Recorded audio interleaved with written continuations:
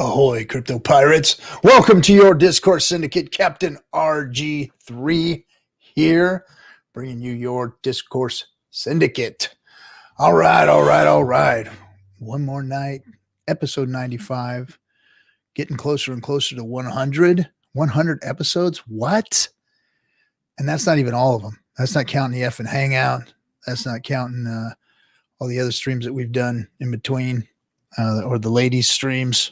Anyway, but oh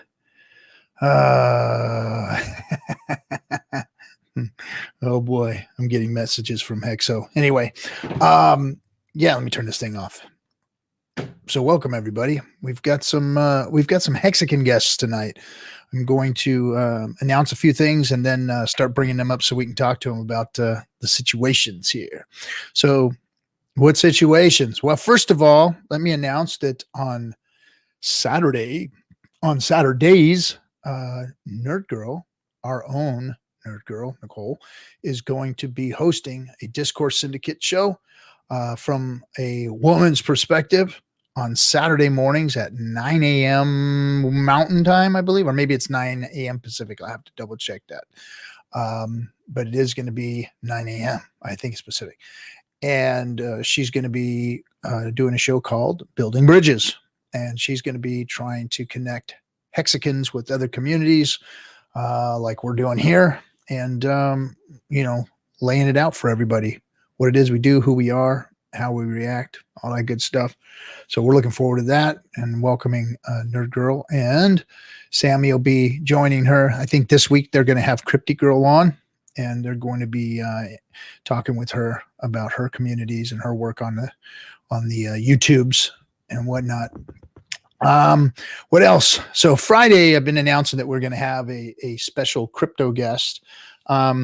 And that's going to happen this Friday. And she has confirmed with us, and it's going to be Crypto Wendy is going to be coming on the show, hanging out with us. She is a local homegirl from Los Angeles, and she's going to be hanging out with us on Discourse Syndicate. And we are happy to have her because, again, we want to reach out to the rest of the crypto community, show them that we're all not dirty pirates with teeth. Anyway, we may be dirty pirates, but we're not bad folk. And we just want to help everybody in crypto understand what Hex is doing for it. And so that's what we're going to be doing on Friday, right before I turn it over to the FN Hangout, and she'll get to enjoy that with us. I think she's an LA party gal, and she'll dig the scene. So let me say hello to the chat room real quick. Crypto Ewok, ahoy, welcome. Payne, Mine, Hex, welcome. Maddie Allen in the house. Reggie Bone, Wales only is the only reason I'm watching tonight. Well, thanks, Reggie Bone, for being here. We appreciate you. And had he not been here, we wouldn't have had to worry about you then. Let's see. Brand's here, always in the house. Don the Magic Hex Juan. Mel Tony, Wales knows his stuff. His charts are very unique. Thanks, Maddie. Yes, Wales is a unique charter, that's for sure. And I like the way he charts because he talks about macroeconomics, and that's what it's all about. Now we're going to get into that tonight. Anonymous, let's get it. Yep, good to have you, buddy. Yash Deep, I'll go to the gym now and pick things up and put them down. Yes, picking them up and putting them down, baby. That's what I do for a living, man. I pick things up and put them down.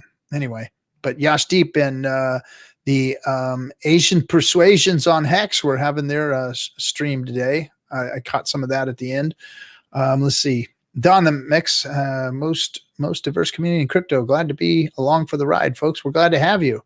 Colin Hexander, and some of the other regulars, Basho, Johnny No Good, A-Bit. Hey, what's happening? What are you doing here? What is this? A pump for ants? Yep.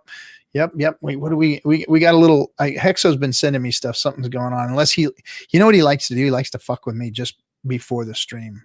Just before the stream, he likes to mess with me. And we had a little bit of a rise today. Now we got a little dip. We got a little dip there. So we're dipping. Let's see.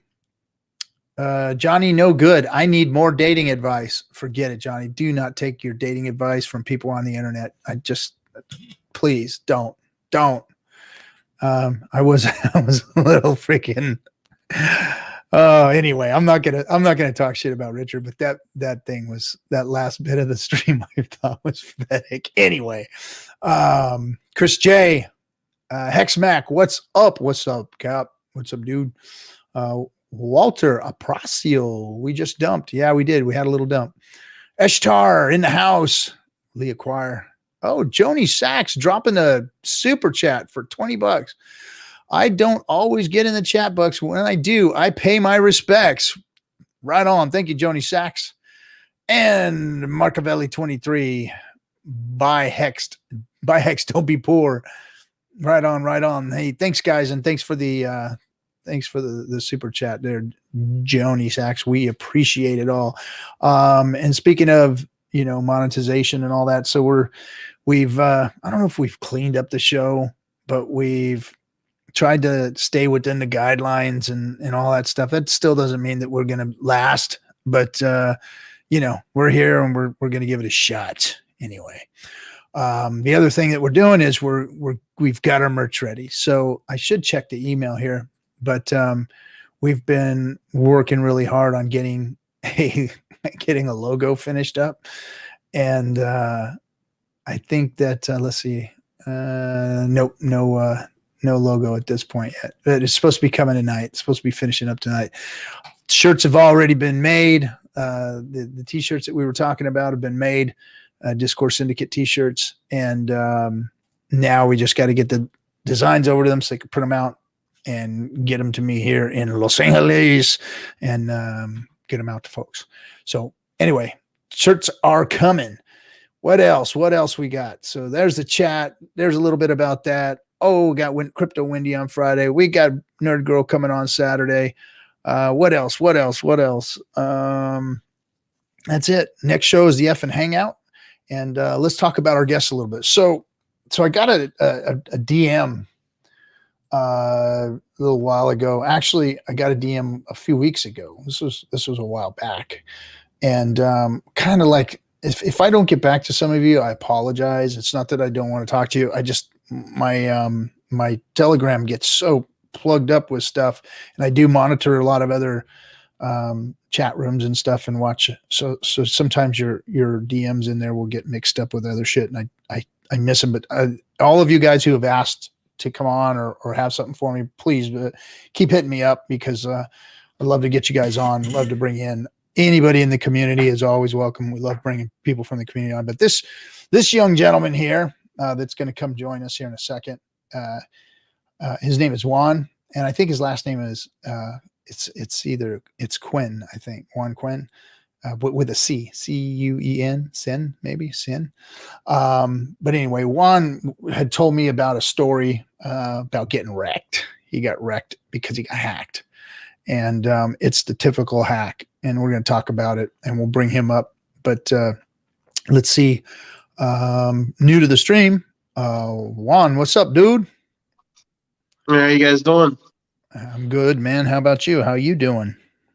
Getting a little better, little by little. Huh. Yeah. So it was a big loss for me. Yeah. So first of all, tell us about your experience getting into crypto. When did you do it?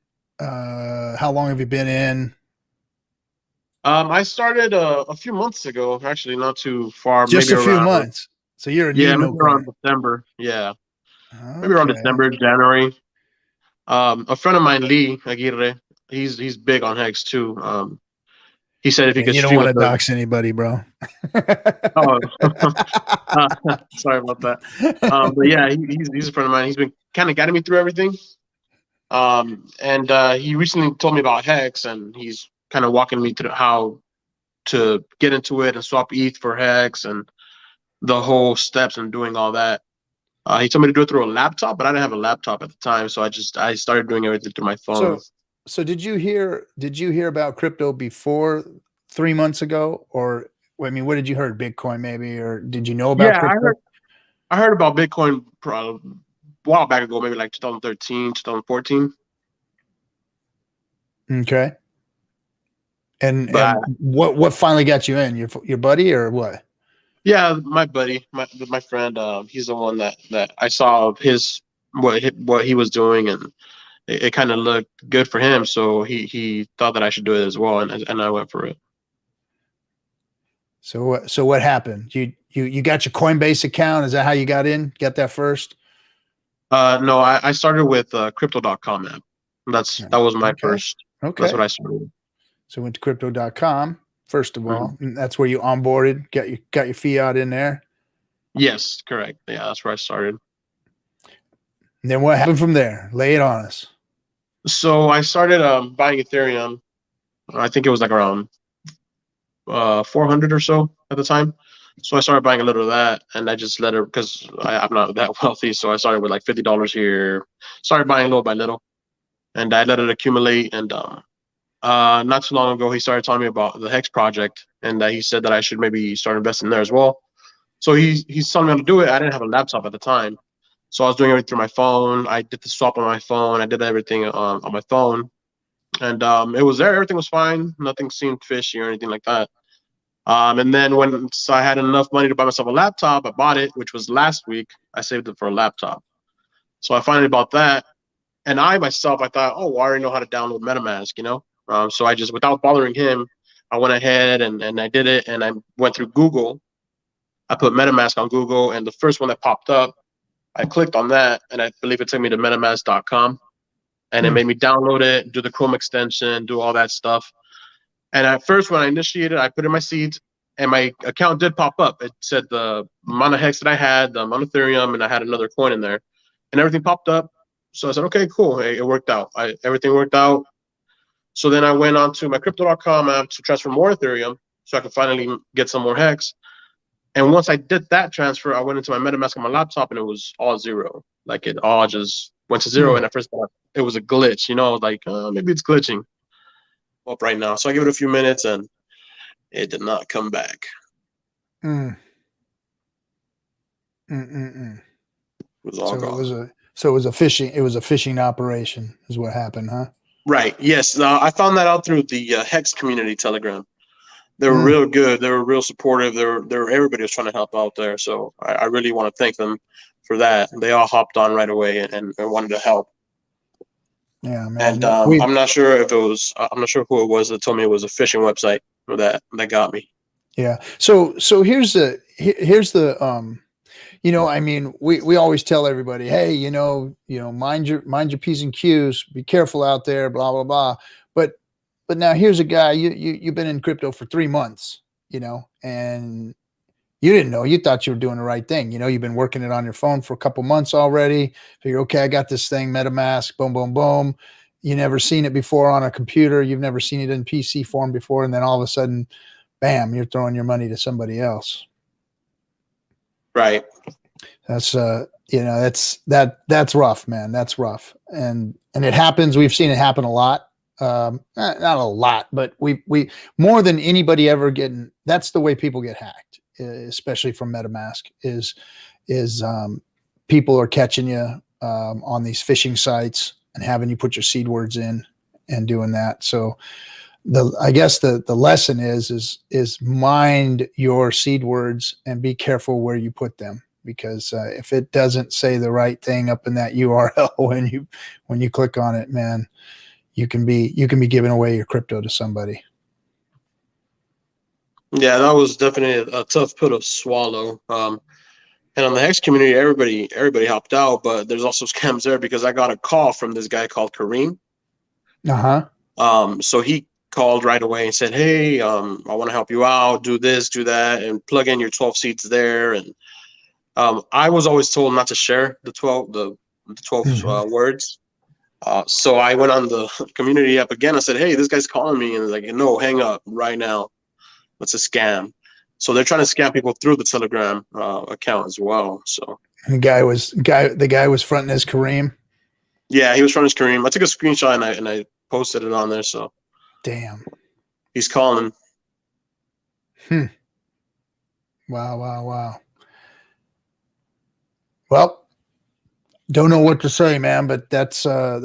That's harsh. And you guys, you got to be careful about your seed words and where you're putting them. And you know, Yep, Walter. They were using Kareem. I had heard about that a while ago. Kareem said somebody was scamming using his shit. So, Long Me Salami says, I think it really was Kareem. No, man, but it's sick that people. I mean, you got thieves everywhere. You got thieves everywhere. You're never going to stop it. It's going to always happen. Both legitimate thieves inside crypto and people around crypto. You're going to have lots of thieves. And for some reason, when you got money involved, especially when it's, money that's easy to get your hands on, other people, messing around and doing the wrong things, you're going to get those folks. That's just the way it is. So with it, I'm going to bring our other guest on. You can sit around with us and we're going to talk a little bit about your situation and some of the stuff that's going on. And, even talk about layer 2, all this stuff, the new trading platform, the new DEX, what do you call it? Quick swap. So we're going to talk about that a little bit. So hang out, man. I'm going to bring up Whales only because so let me preface this whole situation here so everybody understands. So when Whales came on the scene, I jumped on a stream with some guys. Every once in a while, I'll jump on a stream at night with these guys. And Whales was on for the first time, I guess, that I'd seen him. And I was like, who is this guy? This guy's smart. He knows time out, but he ain't showing his face. Now, Hexicans are very leery about that because we've had some people in the past, get involved with us. And even though they did show their face, they still, scammed out on us or scammed us or whatever. We've had some people in the community do that. So I was always like, real leery of that and wanted to hear what he had to say about, that situation. So the other day, I said, hey man, let's not knock this thing in the dirt and you and I get together and talk. So he said, yeah, man, I'm down. So he came on a stream with me, well, a back stream, like my green room. And he turned his camera on and we talked face to face. Cause if I can't look you in the eye and talk to you, I have a hard time, trusting you, or just knowing who you are. And I'll tell you what, we had a great conversation. We talked for about 30, 45 minutes and, guy's awesome, man. I really like Wales. He's got his shit together. He knows what he's talking about. And he's a real salt of the earth kind of guy. I liked him. So I asked him if he'd come on tonight and hang out with us and do a little chat. And I know everybody's heard him talk a whole bunch. And hey, we wouldn't have Reggie Bone in here tonight if it wasn't for Wales only. So I'm gonna bring Wales up, and we're gonna talk charts. We're gonna talk RG3 don't talk charts, but we're gonna talk charts tonight. Anyway, here he is. Yo, what's up, Wales? How you doing, buddy? Hey, what's going on, RG? Thank you for the intro, man. Much respect. Thank you very much. No, same to you, man. I've admired your work, and I've even shit talked to you, but it's okay. Private, behind your back. It's okay. I understand it. I understand. But and I get it, and that's why my retort is always, well, you gotta always be wary of the information you're receiving from public officials or public personas, because those are actually the real scams. And how do we know this? Let's just look at politicians. Do we need to look any further than that? Right. No, we don't. Yeah. So that's my rebuttal to that one. But I understand it entirely. Yeah. And again, it's valid. It's entirely valid. And it wasn't, because let me backtrack and explain where it really came from. Of course, leery of everybody and everything coming into the space, and especially in our space with our streaming and the Hexkins and whatnot. And you were spending a lot of time on stream, and I heard the confidence in your voice and what you were saying. And I'm like, man, we've been saying that shit for a year. Right. What's different? What's different about what this man's saying?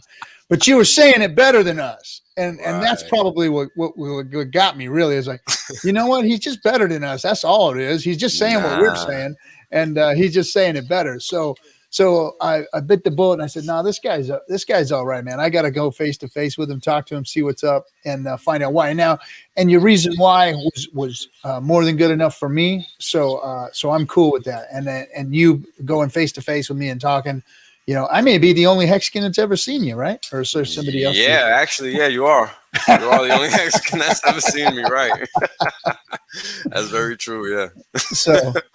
So anyway, ladies, I'm telling you, Wales, man, oh my God, you may not have seen him, but I'm just telling you right now, you might want to start throwing some DMs over there, because he's going to be wealthy and he's a good looking dude. So out of control, RG. Out of control. so man, what do you think about the situation here with JC? Because we've seen it a lot of times, Yeah. Unfortunately, it's actually common. It's not even uncommon. And that's kind of the drawback to the whole situation. Yeah. It's and hi, JC. I'm very sorry to hear that this happened to you, brother.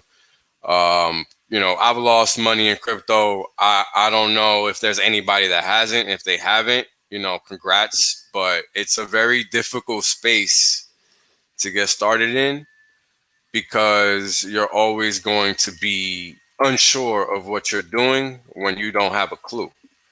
And that's kind of how we all start in this space. And that's the difficulty here. Yeah. You got caught slipping, entering a phishing site, unfortunately.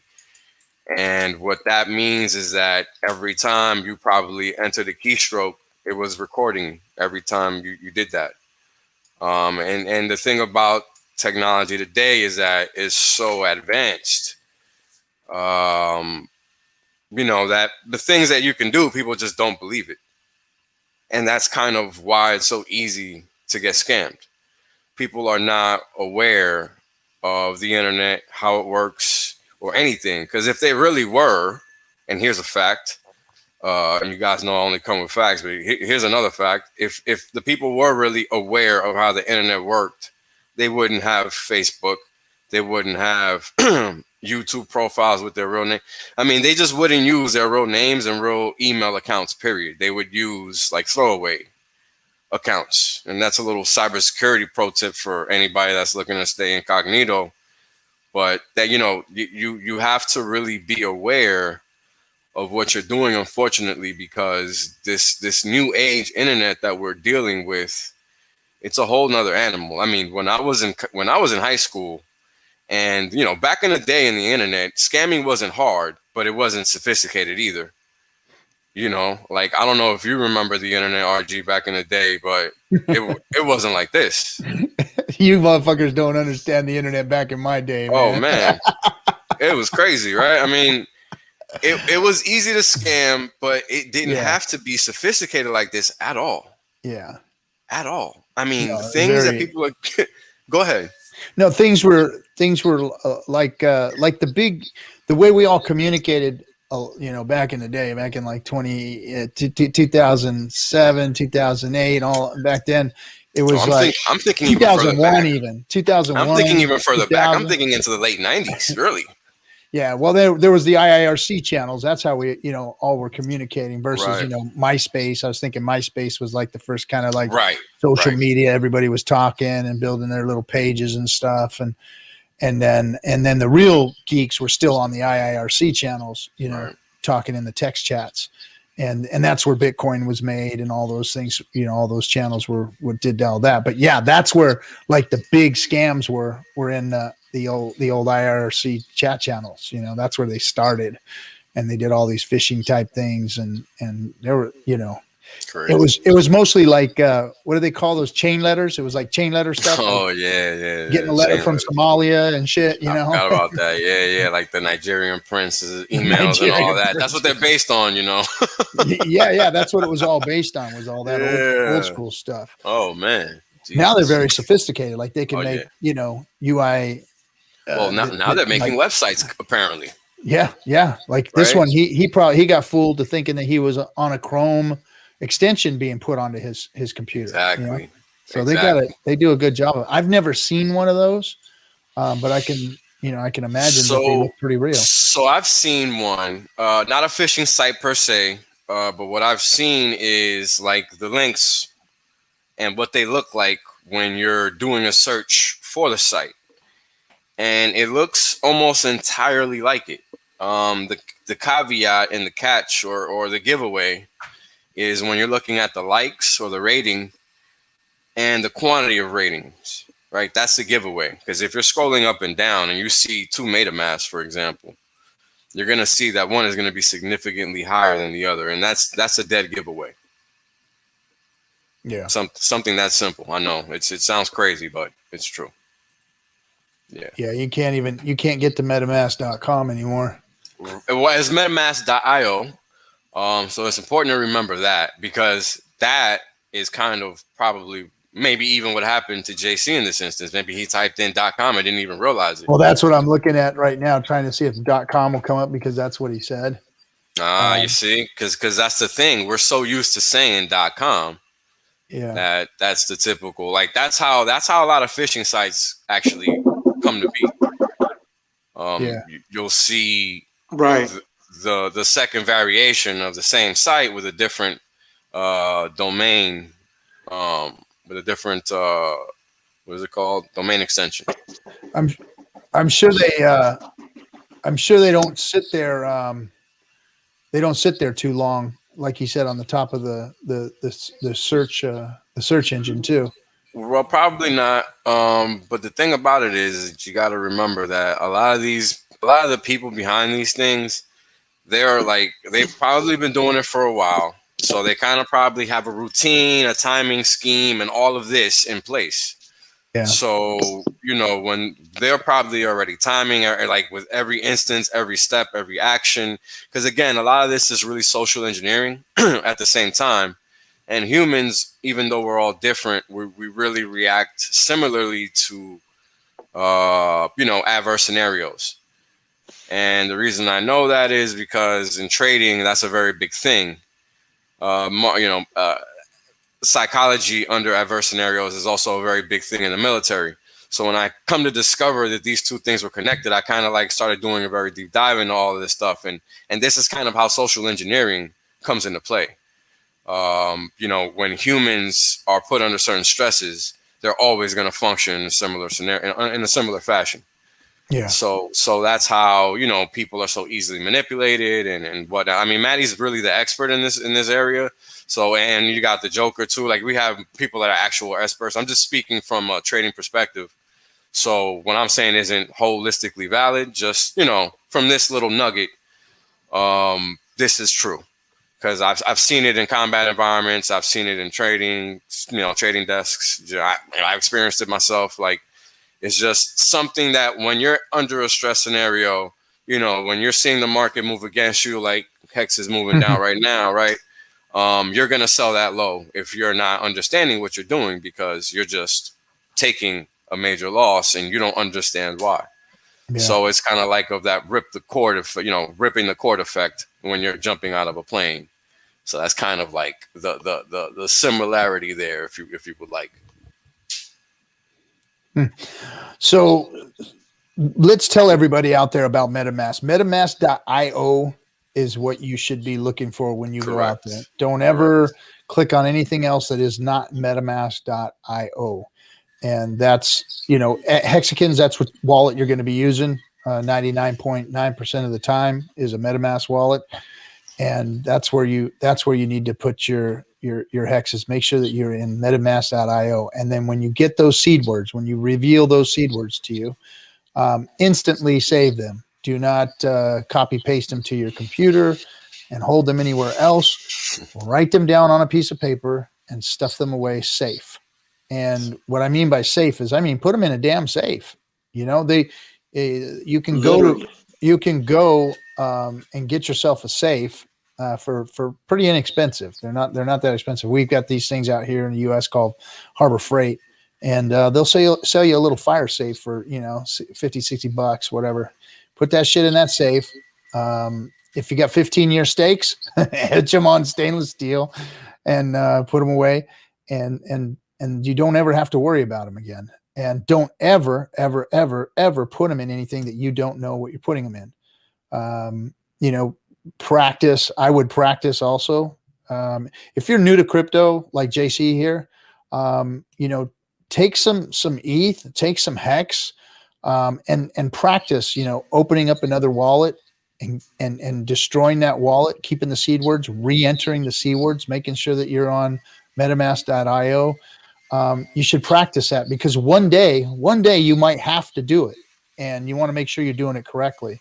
So take a little bit and practice moving it around, turning one on, turning one off, make another wallet, make a completely different MetaMask wallet, and what I did was I separated my stakes into different wallets, and those wallets got put away. My later stakes and all that, those are completely off all of my PCs, and they're put away. Those seed words are put away, locked up, never to be looked at until it's time for those to be unstaked.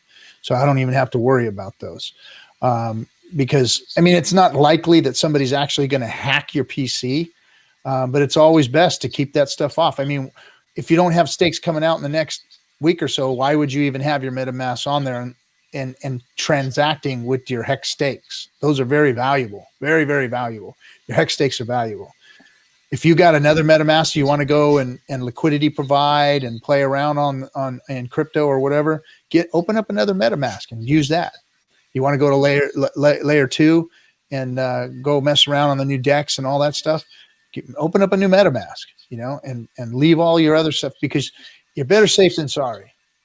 Especially now, like that we're playing with layer 2 stuff. You're moving your crypto from one layer to another, and then to another wallet, and then I admit I flipped myself out a couple of times over there. It's common, bro. It's common. Shit, man, what happened? What happened here? And then shit disappears. And when you got new UI interfaces like what's over there at QuickSwap, they're doing a heck of a job over there. But I'll admit it. It's not all. It's still there's still little hiccups here and there with it. And sometimes your crypto will disappear for a minute, and then it'll come back and you're like, oh, okay, there it is. It's all good. And that's a little mini heart attack you get. Mm-hmm. Yeah, that's right. A little mini heart attack is right. Yeah. And don't forget, like some shit, when it disappears from layer 1, you ain't going to see it on your staker app no more. So you're like, oh, so you're used to looking at your staker app, and your staker app starts dropping Hex and shit. You're like, oh shit. So, get used to it. I would say to new people, practice, make a few MetaMask wallets, keep very good track of them. You know what? I have a book, one of those, what are those little, what do they call those black speckled books? Damn it, I can't remember the name of them. Anyway, you buy them at the stationery store. They're a little book about yay big, and I always write down my stuff in those, and that's my secondary. So I've got my seed words put away, but my secondaries wrote down that book so that I can take that out and re-enter stuff. But make a few MetaMasks and practice. Hey, Toby Juan, thanks for the $5. Let's see what he says. He says, "What's up? Beware that there is a fake 1-inch site too." Yeah, I didn't even know that. A friend connected his MetaMask to that by mistake. He disconnected before doing anything. Wow. That's crazy. I don't know how much they could have actually done. I know that if you do spend and they have if your spending limit isn't limited, they can spend for you or something. I don't know. Yeah, there's a site or something where you can set it to 0. Somebody was talking about it the other day. Damn, I wish I would have been paying more attention. I don't play around. I'm very, very focused with the tools that I use online. I'm very detail oriented because I've already learned from all the early internet day mistakes that I used to make when I was a youngin'. Trying to play around online, learning because back in the day we had the dial up, we had the AOL, we had a whole different setup relative to what it is today. So it was really just, I don't know. I guess that really just helped me know what to look for with respect to viruses and phishing, and then malware and ransomware, because there's so many different types of attack surfaces that you just don't even know exist unless you're just aware. And that's the scary thing about being online that a lot of people just don't grasp. It's really a wild, wild west, even though it's been around for 40 years, because that's how long it's been around. Yeah. So Marco the Hexagon said Richard shared on his Twitter a site you can remove permissions. Yeah. You know who has a whole site? Revoke.cash. Revoke.cash. I think that's the name of it. Let me confirm. Hold on. Yeah. Shit. Who was it? Yes, it is revoke.cash. Revoke.cash. I'll throw it in the chat. All right. Or Dapstar. Dapstar is the other one. Yeah. Dapstar. And you can go in there and turn I think I've heard of that one. Of the permission. You can actually go into the back of your MetaMask and turn off. Yeah, you can. You can too, actually. That's true. Yeah, for if you don't want certain sites that you don't trust, you don't want them to spend, you could set the spending limit to 0 or completely shut them off, all that kind of stuff. So everybody should go back there and clean up, because I know a lot of you've been rolling around some dirty ass crypto alleys out there. This is it. The token allowance checker. Boom. This is it. RG, you remembered it. It's tac.dabstar.io. I'm gonna throw it in the chat as well. Yeah, Grant Webb put that in the chat. And oh crap, what's the anyway, yeah. You can go in there and it'll pull your MetaMask in, and you can set all the permissions. Be aware that the transaction be aware of the transaction, and you will have to pay gas. Oh, you have to pay gas for that? Better to just do it through MetaMask. Connecting random sites just increase the attack surface. Day 43 OG is correct. You can just do it in MetaMask. You go into the back. I can't tell you how to go back. It's in the settings. It's in the settings. You can find it once you you can find it once you go in there and look around. It's not hard to find, because I found it. I'm really not a tech savant. I'm really not. Let's see here. Oh, anyway. All right. So let's start talking charts now. We talked enough on security and our man JC getting smashed here. Segueing into it, we've been all working on what do you call it, on checking out this quick swap thing, right? And have you gone back there yet and looked at it? I did go. I played around with it. The only reason I didn't do anything is because I have no interest on having any hex on a layer 2.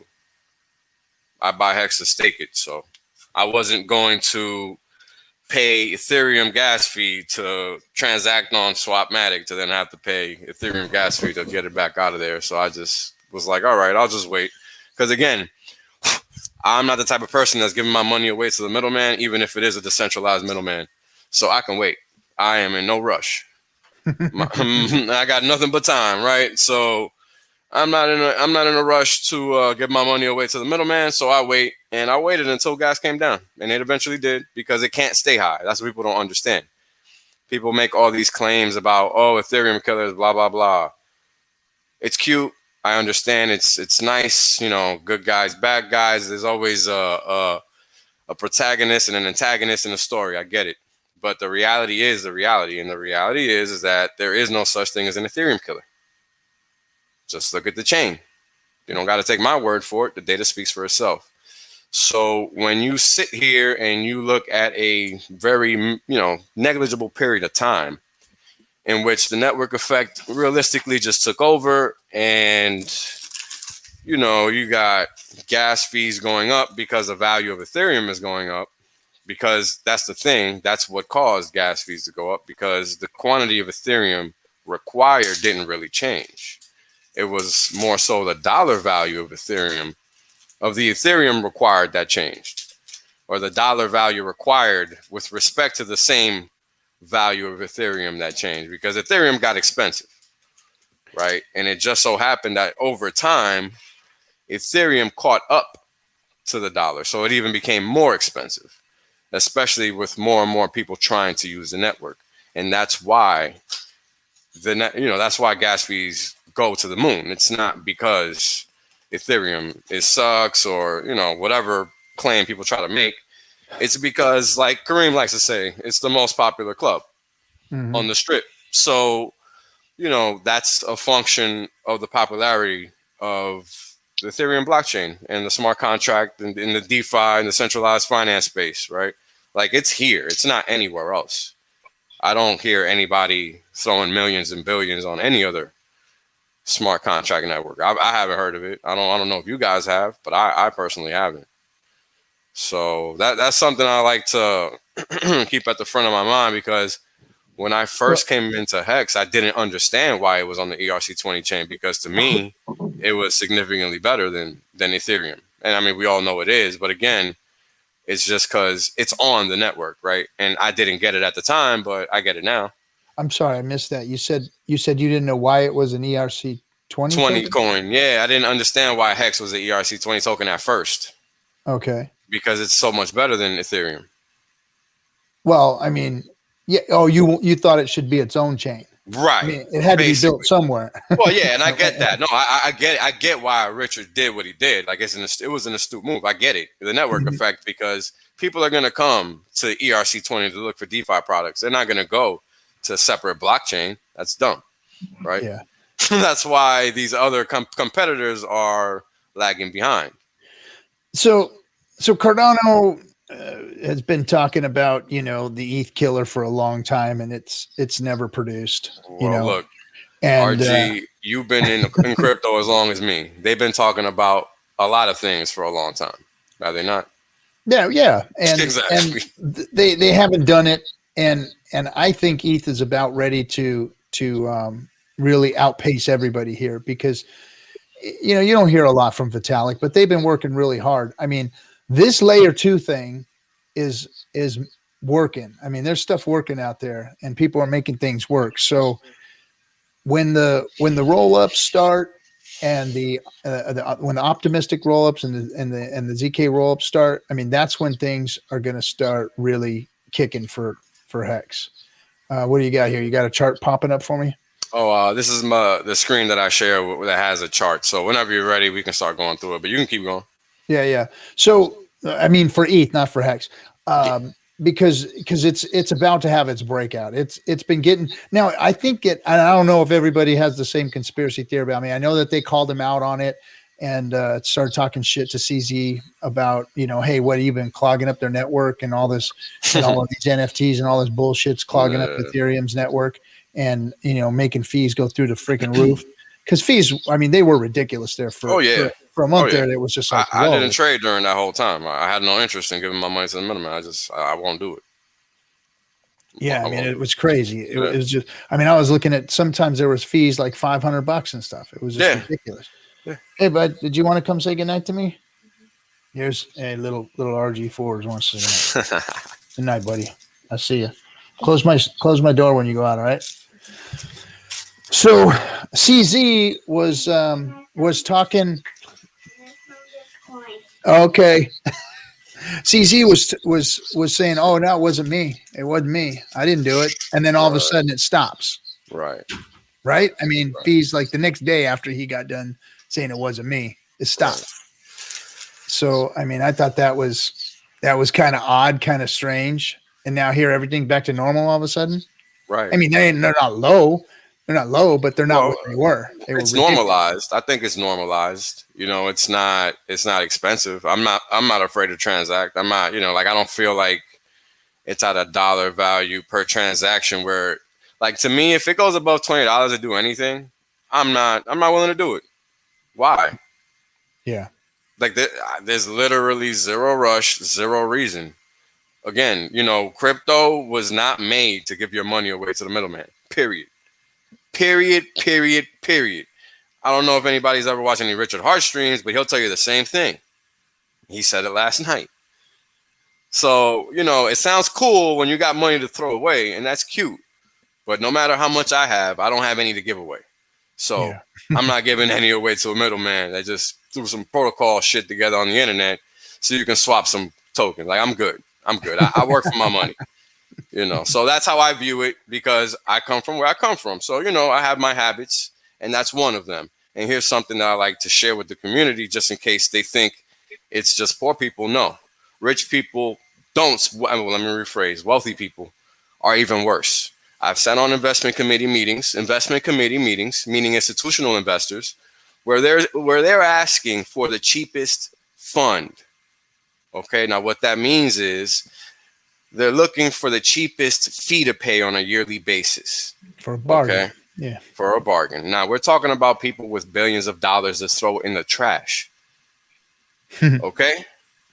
So the next time somebody tells you fees don't matter, forget about it. They do. My father-in-law's that way. He's Right. like, I went and watched him play golf with some rich buddies of his, right? I mean, these guys are rolling in Bentleys and shit. I mean, these guys are old retired dudes that have money. And after they played a round of golf, you know, they all sat down and, all right, they play for money every week. And I was sat at the table, I was watching them, and these old fuckers started pulling out change and shit. No, that was 64 cents, and you owe me 32 cents. And they were serious about that shit. Yes. I mean, there was like 28 cents, 32 cents, 64 cents sliding around the table. I was like, are you fucking kidding me? And they were serious, dead serious about that. Dead serious, brother. Yes. Dead ass serious about it. Dead serious. And then they went and got into their freaking Bentleys and went home and shit. And to them, it's nothing. And they just got the money to that's the funny thing. It's like people, and here's the thing, right? This is my point of view, and this is a lot of people's point of view on fees. There are some people that they don't care. There are people that don't care, but the majority, they care because it doesn't make any economic sense. And that's really all it is. The ones that don't care are the ones that hit that fast button. You go back in there and hit that fast button. Exactly. And you know what happens with them. Speed up. Speed up. They're usually a little late to the race or a little too early to the race. So. No, and he said it, Reggie just said it in the chat. He said fees matter. And he's right. It's ridiculous, that we would pay.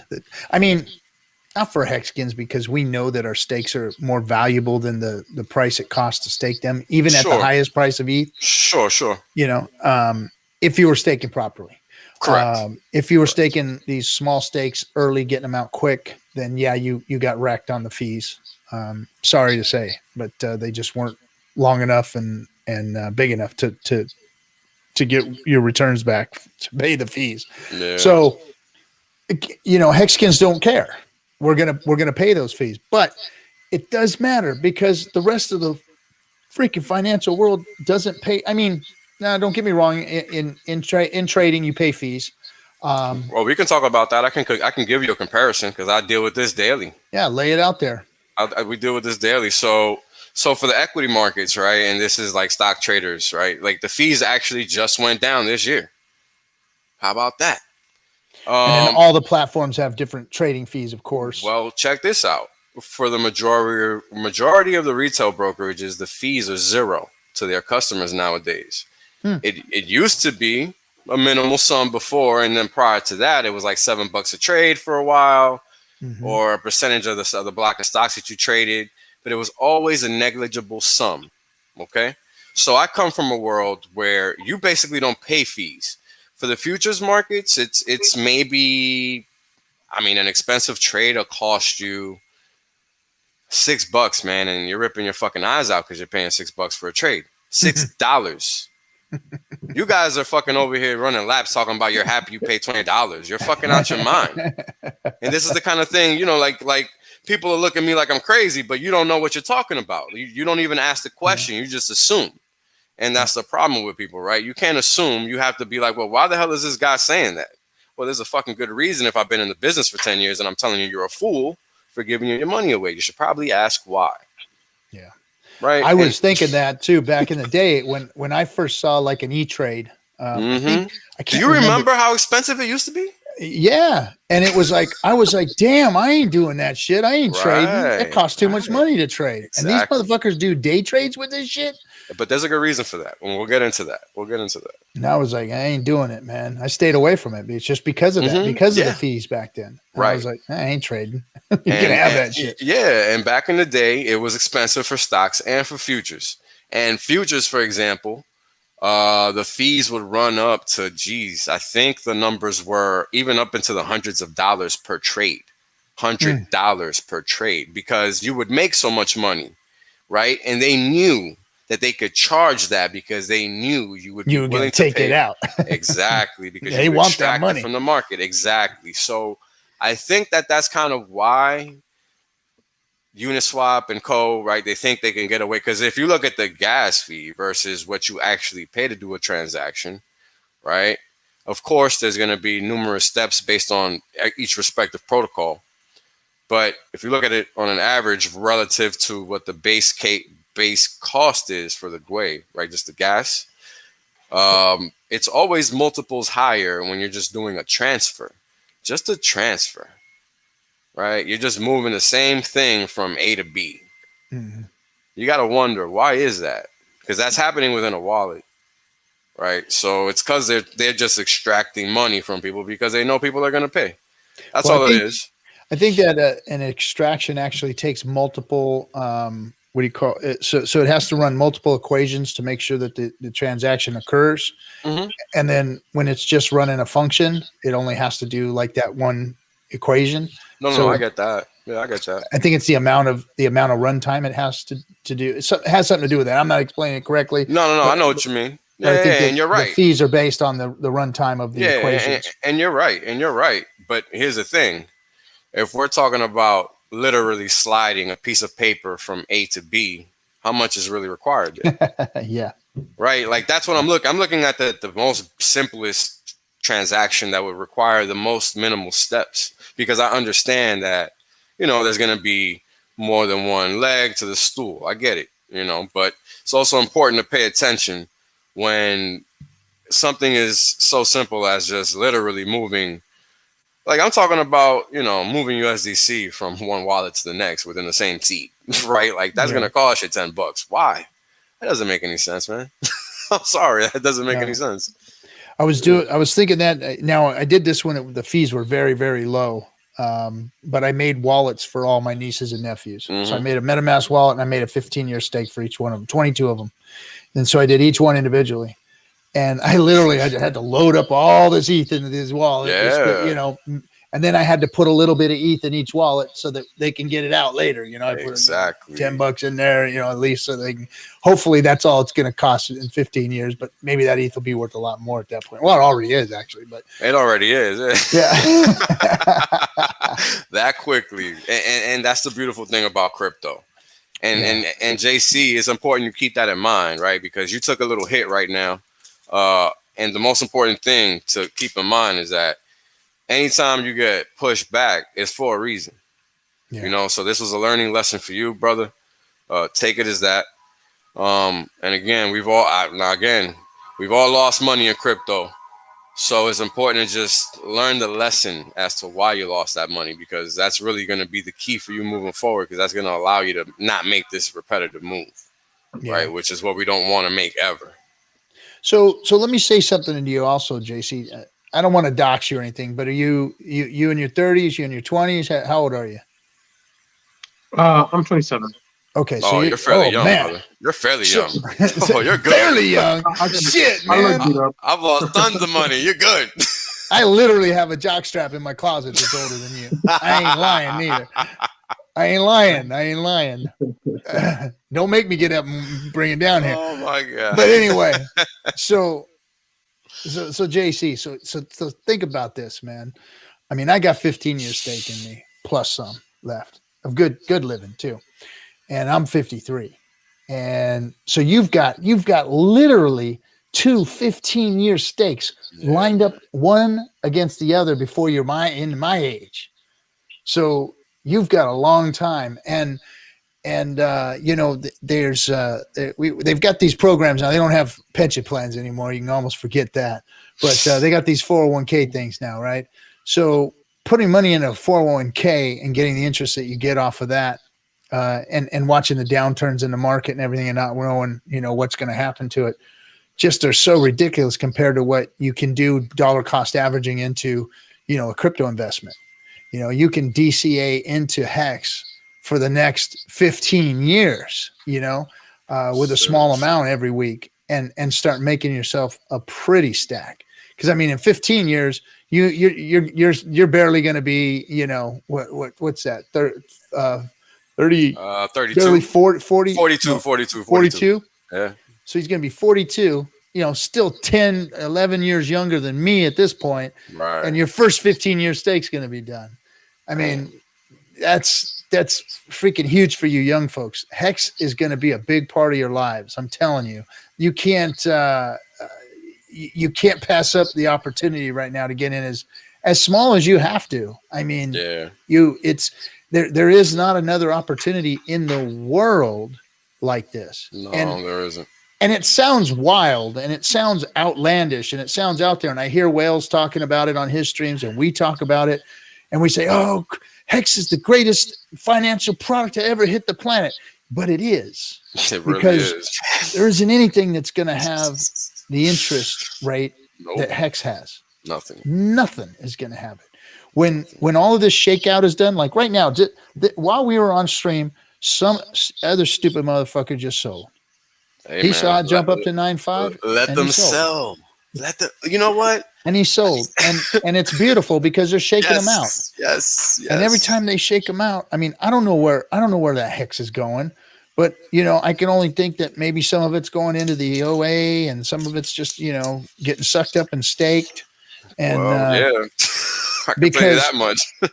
But what's happening is the supply is dwindling.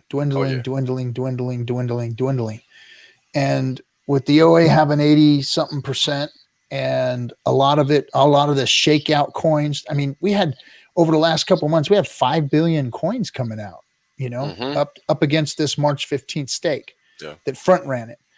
That is a lot of Hex. And it's getting, and it's not dumping the price. The price is wiggling right through a penny. It's just staying there. It's shaking them out. It's wicking down and they're tapping out. And they all front ran it maybe to get their gains. And if they got in early, they probably made some really good gains. But they're out.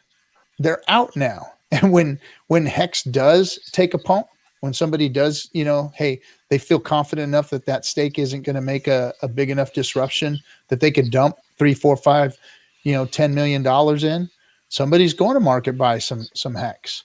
And but money like that is smart. It's not going to just jump in like front run that thing.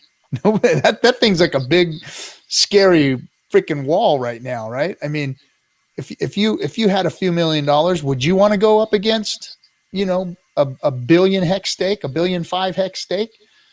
Hell no, man. I'm going to get liquidated right there, and this thing's going to be dropping. They're going to take all my money right now. They're going to pull all my marbles out of the jar. And so if there is money, I think it's waiting for that thing to come out. So that's going to just make the Hex more rare because people are getting shook out and people are staking what's left.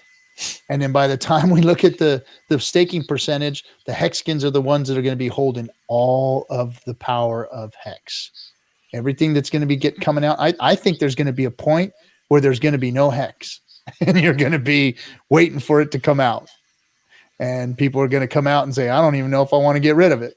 Because you're going to see a whole year of that. People are going to be like, man, I got this Hex and I don't know if I want to get rid of it. I want more shares. And they're going to go pump back in and get some shares.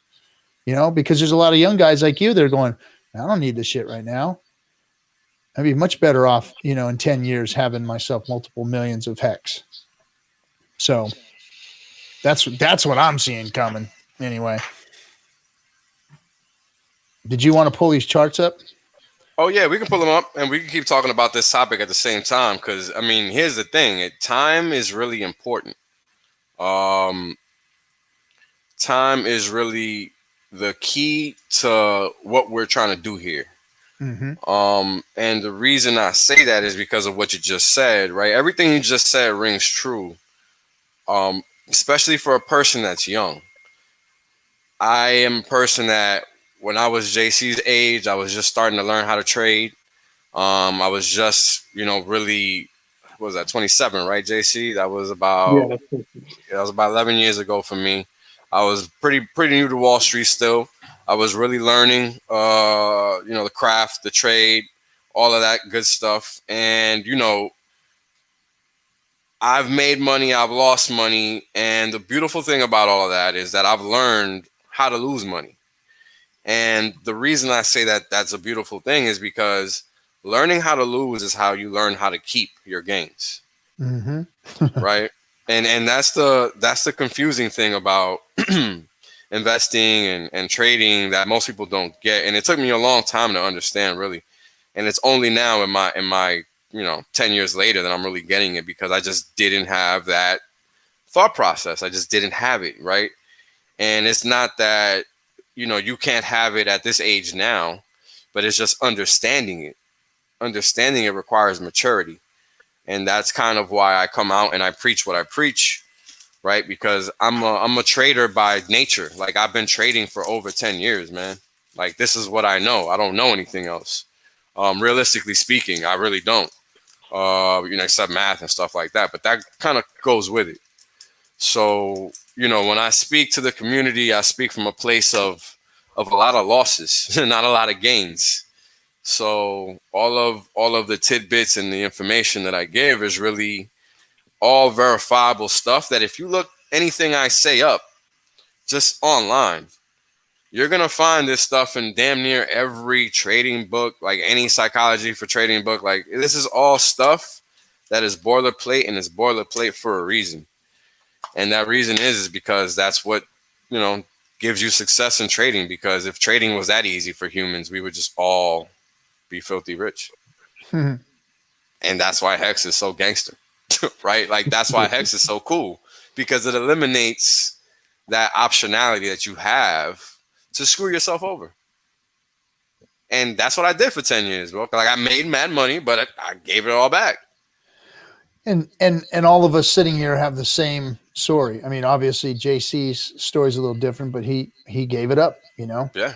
And I like that disclaimer. Guests are not responsible for losses that may occur weekends. Please proceed with caution.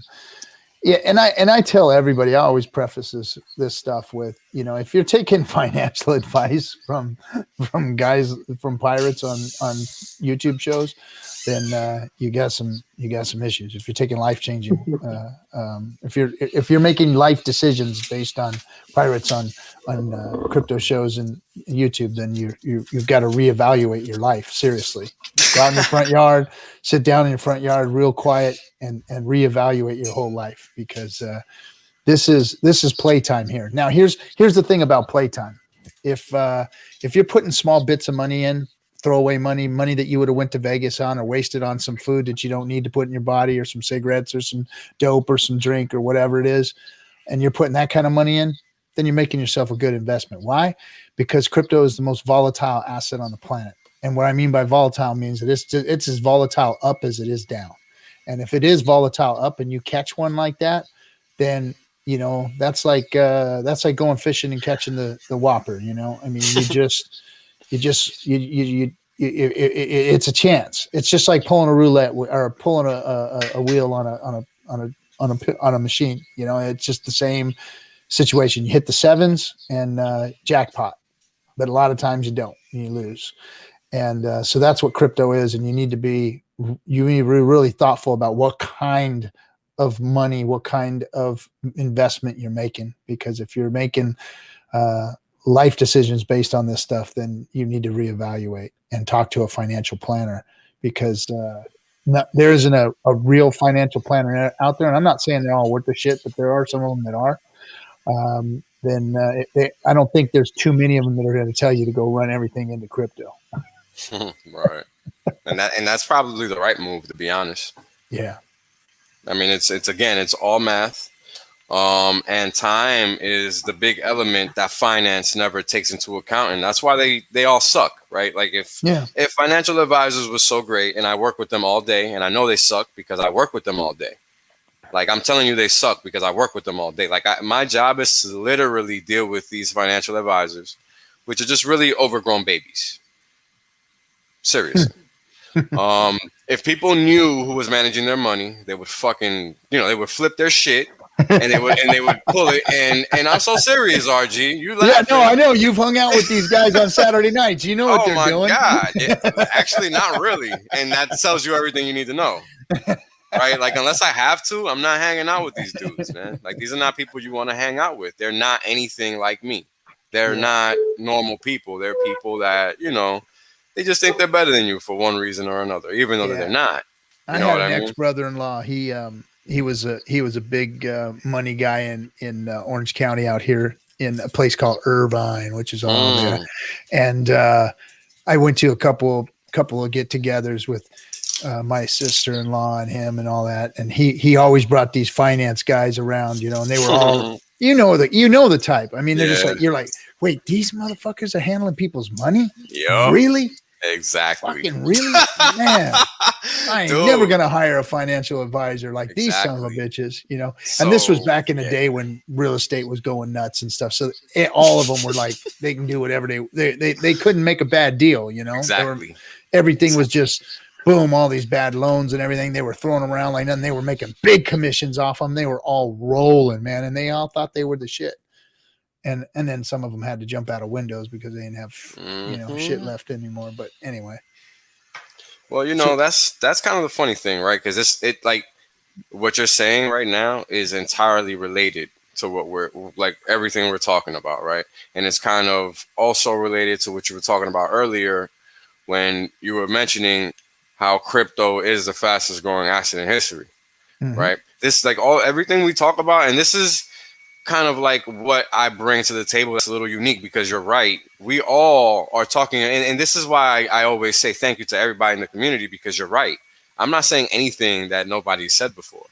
It's impossible. We're all saying the same thing at all times. It's just how we're saying it. And the only difference for me is I sat here, I watched all of your guys' streams for all this time, and I'm just like, man, what's missing? I'm just here thinking to myself this whole time, something's missing. Something's missing because I know. And I knew, and everybody knows what these charts are saying. It's not like I needed to make the charts. I really didn't need to make them. Realistically speaking, right? I didn't need to make them. Because when you sit there and you think, it's obvious. At least it's obvious to every Hexagon, I think. Yeah. Well, here's what I like about what you got, Wales. And what you got is, you've got your experience in the financial the real, the quote unquote real financial world, right? Yeah, quote unquote is right. Equities and commodities and futures and all that stuff, and you bring charting. And before you jump in the charts, I want to open up another can of worms here. Sure. But because you bring that knowledge, you bring credibility to the product of Hex and the community of Hex because you are from that side and you know how that side operates and you know about charts. And now I always bag on charts. I've talked shit about charts for forever. And it's not that I talk shit about charts. What I talk shit about is people that think that in crypto they can chart by the hour, by the minute, by the and charting is really about Fibonacci, the golden ratio, patterns, all of those things on a macro level. It's funny because you talk all that shit, but you look at things exactly how I do, because that's exactly what I do. I don't look at things in any way. I've heard you. Yo, bro, there you go. I've heard you, and I hear how you talk about it. And there you go. And you don't say, hey, it looks like in about 40 minutes.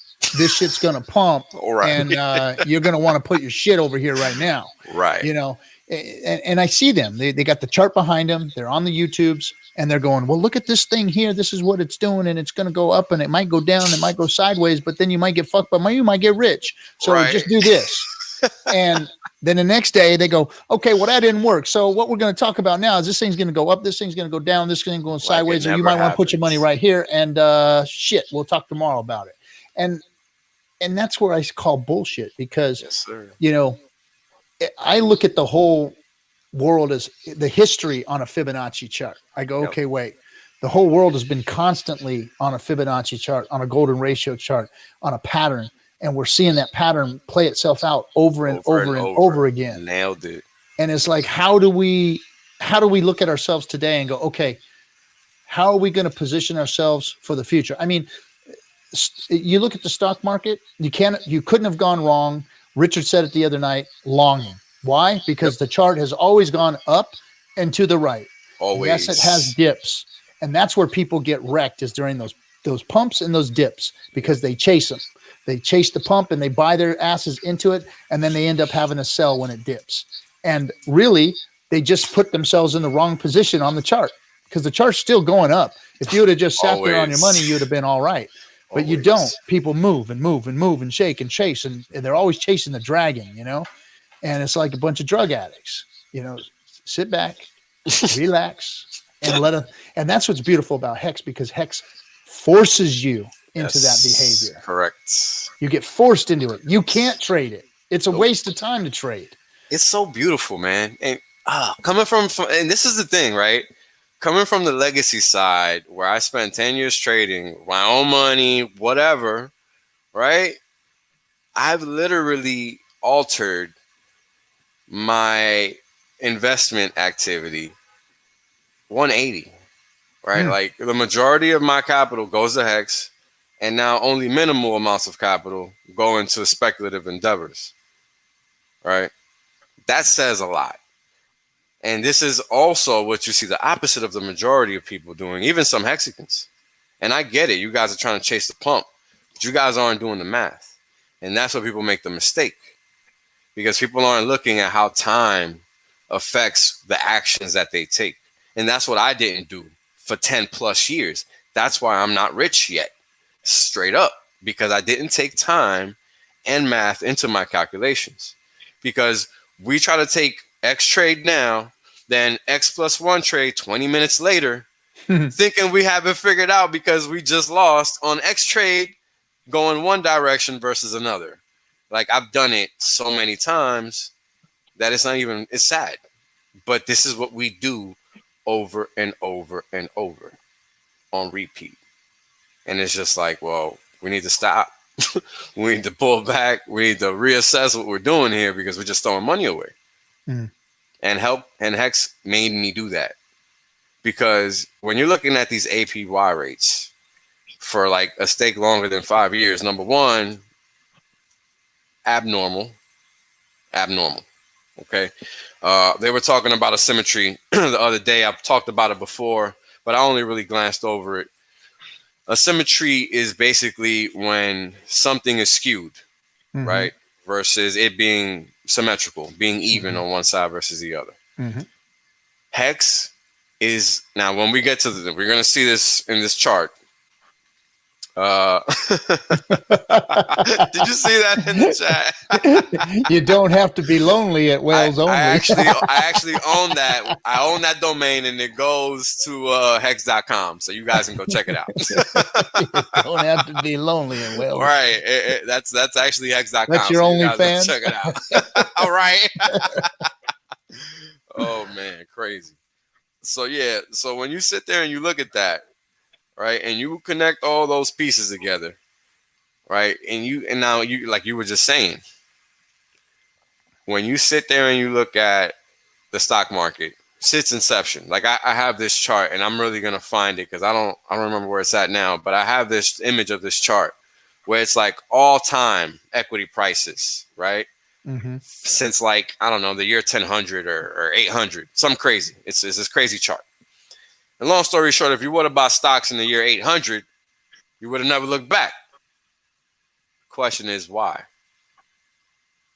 And it's so obvious, yet nobody sees it. And this is what makes it, this is literally the only thing that makes me unique versus everybody else, because people just ignore this element of analysis every single time. And even my buddies do it literally everybody. I don't know why, but people fail to realize that when they're looking at a chart, it's not just the stock market. It's the stock market versus the currency, right? If you're looking at a chart of Hex, if you're looking at a chart of Bitcoin, a chart of Google, a chart of anything, unless it's denominated in something other than USD, that's what's actually going on that chart. It's very important we understand this, because this is the essence of making money. Relative value. Relative value is the key. If we don't understand relative value, we're going to always be making the wrong moves with respect to our money. Right? So what does that mean? Now, if you look at the FX market, currency markets, right? Foreign exchange, those markets are just all about relative value for the most part. Because what you're doing is you're essentially swapping one currency which is a reflection of one economy to another, which is a reflection of another economy in one way, shape, or form. That's just one very, very, very basic way of looking at it, right? That's a basic way of looking at it. So I'm just trying to help people understand that aspect via that basic mechanism, just relative value. So when you take that relative value and or that concept of relative value and you place it on an investment, anytime you're looking at an investment, what you're doing is you're saying, hey, I'm taking these $50, I'm taking these $100, whatever amount of money it is, you're putting it in some pot, whatever that pot is, whether it be Hex, the graph, whatever. And you're saying, I'm expecting these dollars to go up in value relative to the current value that they have now by putting them in this so-called vault, right? We can consider them a vault because you're putting your money away to basically gain value. So that's kind of a form of savings to a degree, even though we don't think of it like that. But that's basically what we're doing, because the basic tenet of finance is the time value of money. And in English, all that means is $1 today is not worth $1 tomorrow. Mm-hmm. Right. And I remember the first time I heard this, I was like, what? Wow. I didn't get it. I didn't get it at first. So when I don't understand something, man, I'm like a chick that's trying to find out if you're cheating. I'm not going to stop until I figure it out. I'm not going to stop until I figure it out. And that just gave me a visual. Yep. I was like, oh, yep, they ain't giving up. That's a pit bull on a freaking on a pork chop, baby. You know how that goes. Yes. And with that's the locked jaw. Oh yeah. Oh yeah. You cheating motherfuckers, you cheating motherfuckers. But that's the thing, dude. I searched and I searched and I searched, and when I figured that shit out, I was like, this is what nobody is getting, because nobody gets that. And it took me a long time to even grasp it. Like even when Richard was arguing with Harry Dent last week, even he doesn't get it, and he's an economist.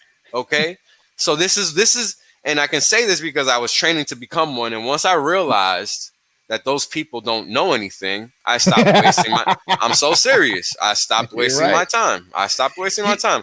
Why would I go to grad school for that? That's 4 or 5 years minimum.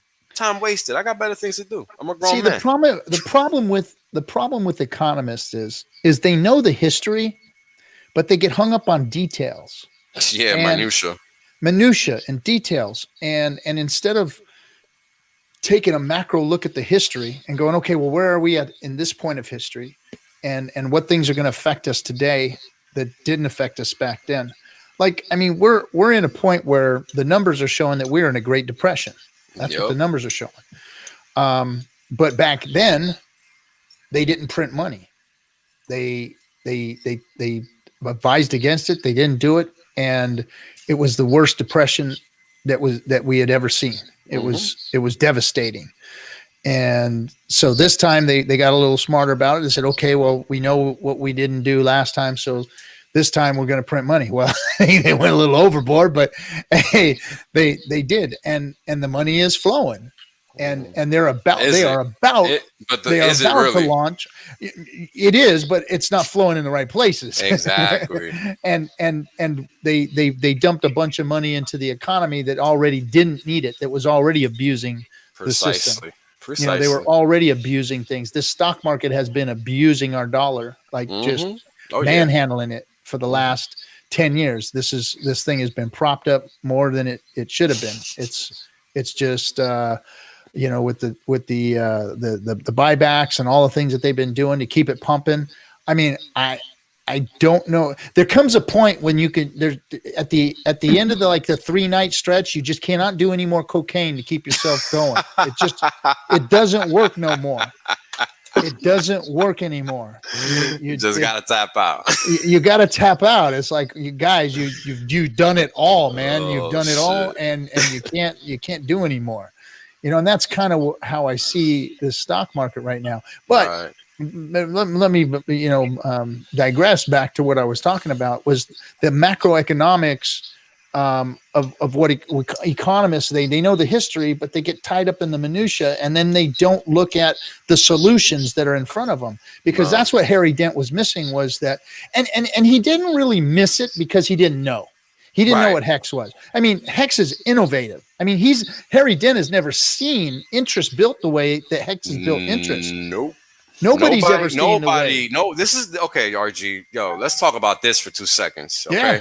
Let's talk about this for 2 seconds, because it's very important that we hop on this, because I definitely want my man JC to get this. Like, you took a small L, my man. And you want to know why it's a small L? Because all you really need is $100.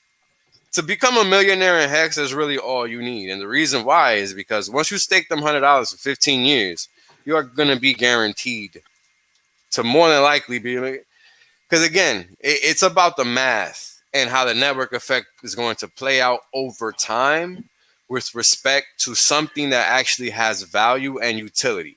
So let me blast you on that real quick. Because you said you're going to be a millionaire. You ain't going to be a millionaire.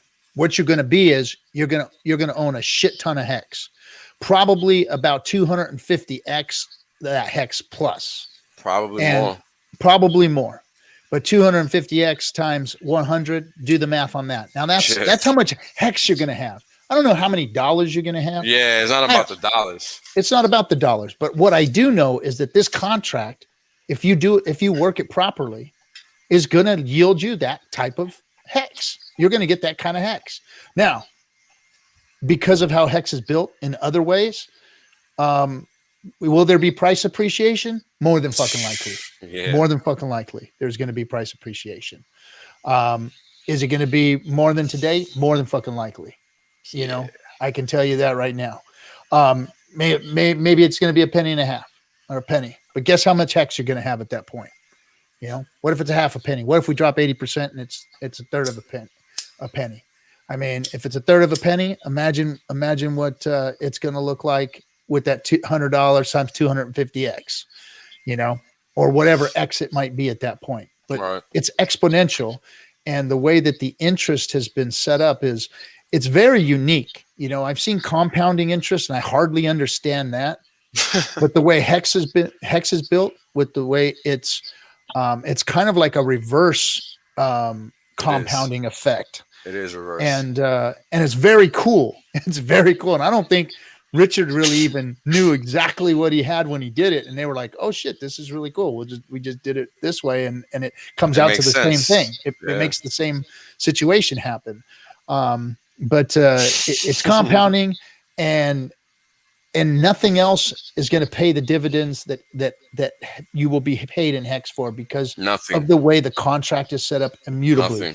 Nothing can change it. Nothing's going to stop it. And it's going to suck up financial energy everywhere. It's going to be a black hole of freaking financial suck in the crypto world. That's what it's going to be. It is going to suck all the. Now imagine, I mean, Hex is doing well right now in a bull market. This is like the biggest bull run crypto's ever seen. And Hex is doing well, and nobody's paying attention to it. Nobody's paying attention to it. Dude. Why? Because Hex is a bear market crypto. Oh my God. Hex is going to be the bear market crypto. It's really not. That's the crazy thing. Yeah. Right? That's the crazy thing. Like, you can call Hex everything. Here's why I think that Hex is the ultimate bear market crypto. Oh, no. You're right about that. Oh. Yeah, no. You're right about that. You didn't say it like that. But yeah, you're right about that. I think that once everybody realizes what Bitcoin is, and once Ethereum makes its, I think Ethereum is going to make a big run. That's my thought. I agree with you. Ethereum's going to make a big run. Vitalik is going to freaking armbar CZ, slap Hoskinson in the face and the rest of them and say, look, bitches, I'm the king, and I'm going to show you guys how cryptos were supposed to be made. And he's going to launch his ETH shit, and it's going to do well. And then ETH is going to pump. Fees are going to be low, and that everybody's going to sing Kumbaya. That's my thoughts, my hopes, and what I think is going to happen. And then this bull run is going to be turned over to ETH. And once money starts flowing out of Bitcoin and going into ETH, I mean, that's when all hell's going to break loose. And then once ETH is done with its run, then what's going to happen? Well, anybody who's exited the cryptosphere, which is, what are we? Our market cap's at like 1.3 trillion right now, or maybe it's under that now. But if this thing drops, but if people take profits and run out, they already did it once. I watched them, guys. I watched them run it up to 800-900 billion, and then they took profits and walked out and dropped us back down to 2.5 billion. So they can leave real fast. They leave real fast. When they leave, they go, and they don't pack shit up. They just fucking walk out the door, and it's a mess afterwards. And all the crypto people, the diehards, are sitting there holding the bags, and some people are going to be stuck in there. Now imagine if you would have had something like Hex. So all of us sitting there with our bags that were worth hundreds of thousands of dollars, and then all of a sudden they were worth a couple grand. $5,000, $10,000. And we're just going, fuck, where can I put this shit? What can I do with it? Because I was looking at all the crap I had, the shit bag I had, all of my Cardano and my fucking Verge and my goddamn, all the usual IOTA suspects from back in the day, and my monster bag of OMG and all that shit that I had, man. I forgot about that. Oh my God. I think I even had OMG back then. Oh shit! I had all that stuff, man. And then what I would have done if I'd have had something like Hex to dump it into? I'm like, wait a minute, these guys are making how much off of what? And it's still going sideways and pumping during the bear market because people are getting into it. Well, I want to go into the same place, So that's what I'm thinking. I'm seeing happening during a bear market, because we'll see one again. It's not going to be a bull run forever, It's coming, man. It's coming. And maybe we got another pump. Maybe we got another 60-70K pump for Bitcoin or something, but we're going to see another bear market. And I think Hex is going to be the play, because Hex isn't going to stop. It's going to keep doing what it does. It's going to keep getting better. The interest rates are going to go up. The price on T shares is going to go up.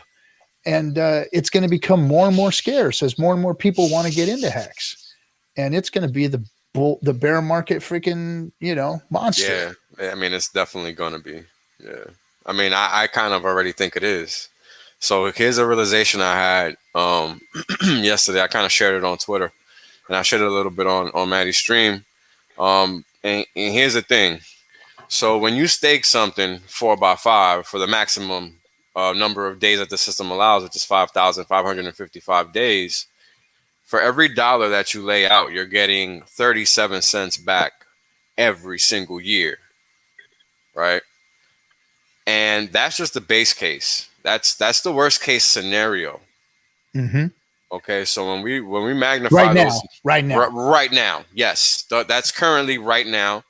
So is 37% the average that we've seen from big payday to now? Is that yeah, that's pretty much what it is for anything more than 5 years. And that's not including penalties, anything like that. We can't account for that. So, it's typically over 40%, but to be conservative, we'll just say 30. You know how it goes. We have to undersell the system. I like it. You love it. You gotta love it. I mean, come on, where else do you see an average of 37% return? So let's talk about that, right? I'm gonna go ahead and get going. I got to do some things, but I want to thank you guys for everything and the advice and all that. So yeah, that wasn't financial advice, man. No financial advice, but just the security part, the technical advice, right? Yeah. Advice. Right on, man. Well, hopefully, hey, man, reach out to people next time and get some help, because you probably learn that now. You know what the hell you're doing. You'll probably be teaching classes here pretty soon. All right, man. Have a good one. You guys have a good one. Thanks for coming on. Right on. So you said we were talking about what now? Trying to remember. Interest. We were talking about interest. And we were talking about So when you take $1, right? You start with $1. You end up with $1.37, right? After that, it becomes $2.37, right? Oh, I'm sorry. No, $1 is times 0. Then at time 1 is $1.37. Then you're starting with that $1.37 and making 37% again. Mm-hmm. right? And that's what compounding is. And then once you get to that 37%, on top of that $1.37, that's going to be like 13, probably like $1.60 after that. You see what I'm saying? So it keeps compounding and compounding. You're compounding your money on top of your money that you've already. Exactly. And that's the beauty of the compounding interest. So this is where Hex stands apart. Hex stands apart because while you don't see, now this is the thing. This is like a sniper. It's like a stalker. It's like a sniper / stalker. I don't know what you did in the Corps, but I know you probably are well aware of a Marine sniper and recon snipers and what they do. Hex is like a recon sniper. This is exactly what I think of. This is exactly why I picked the avatar that I have on Twitter, because this is exactly what I think of Hex. It's a recon sniper. Everybody is sleeping on it. Everybody thinks it's not going to do anything. You got all these other coins zooming to the moon. Oh, I need to get rid of my Hex bags because the green is over there. They're chasing green candles, not understanding that they're missing the big picture, right? The sniper is crawling, head in the dirt, making sure the enemy cannot see him, making sure that they can reach their objective to set up for that shot that's going to allow them to take out the enemy with one pull of the trigger without being detected, right? So when you sit there and you look at that Hex chart, all you see is up and to the right. Period, right? The question is, why is that? And that's the whole sniper effect. That's the recon. That's the recon element in Hex. Every time somebody sells Hex, all that is a major setup for a comeback, because there's always going to be somebody there to buy it, because there's people that actually understand the system and are willing to go broke printing money. I know I'm one of them, because again, I understand that nothing like this exists. Period. This is it. This is DeFi. Everything else is false. I'm sorry. End of discussion. If you don't know finance and economics, you cannot make that claim. Like, people cannot understand what's going to happen once the rest of the world discovers this. So you guys are talking about $100 and it sounds cute, but that's because you guys don't understand. There is no yield anywhere on the planet. Nope, there isn't. I'm going to keep harping on this because I know my numbers sound crazy, but there's a very good reason for that, right? Because when you sit there and you look at these financial firms and how they make money and how they have to make money nowadays, it's a different... Wait till they find it. Wait till they find it. RG, I'm telling you, man, $100 is nothing. $100 for Hex is nothing. Look, the T-share rate goes up every day. This is something that you essentially determine what you're going to make back. You determine that from the system. No, not even the system determines that. The system merely has parameters within which you have to operate, right? But in reality, the system gives you a forecast of what you're going to make. And the fact of the matter is that that forecast is actually wrong. It's a supremely conservative estimate. Unless you're doing a short stake, you're going to always make more than what that little thing, what the little diagram shows you when you initially set up your stake, because that T-share rate cannot be determined in the future. Yeah. It can't be determined. Nope. So it's always going to be a conservative estimate. And once people, there's going to be there's going to be a whole new field of study trying to figure out the share rate. Yes. And we're going to be at the forefront. And here's the thing. We're going to be at the forefront of that. We won't care. We won't care because we're already be way ahead of the game. Yeah, but we're going to be, they're going to be after my shares is what they're going to be after. They're going to be, and this is why, that's a great comment, because this is why I'm only now staking 4x5s. I'm never doing anything less. Because I was literally not understanding. I regret everything before Big Payday so much. You didn't listen to my stream. I didn't understand it. I didn't understand because it was like Hex is, and here's the thing. This is a guy that's supposedly smart. But it took me about 60 days to figure out Hex to the point where I came out with all these charts and stuff. We did the same, bro. We did the same, and we started the stream, and we were all in. We were all staking. We all understood. I was trying to unravel. I was trying to wrap shares around my head, and because I knew, as I looked at Hex, I knew that price go up didn't mean shit. That it was about the shares, but I didn't know what it was about the shares because I saw how unique they were, and I know compounding. I know compounding is huge, but the way he reversed the compounding, and drew it out the way that they did, I knew that the exponential growth of this and being an immutable contract was going to be, that was the big thing that we had to unravel. Right. And as we moved towards big payday, big payday was this big carrot out there for everybody. So we were everybody, front ran it and dropped a bunch of stakes out there. And one night I was looking at all of it, and I was looking at my stakes, and I built this ladder, and I was trying to, and I'm like, I fucked up. I put too big a stake in the beginning here. This isn't going to be worth a shit. Yep. This isn't going to be worth crap. What am I thinking? This has to go at least out 10 years, 5 years, 15 years. There is no reason. I got to emergency end stake this stuff and push it out. I'm stupid if I'm going to collect this right after big payday, because I had some big stakes coming out in December, January, February. I was rolling right after big payday with some big stakes. And I did it right here on this stream first. I said, hey, I'm emergency end staking. And I got shit for that. Boy, when I started saying that shit, it was like, no, you never EES. Some of the people were like, you're a dummy. Even I did it. I emergency ended a few stakes because you'd be a dumbass not to once you understood what the name of the game was. I did a couple right before big payday. Why wouldn't you? Yep.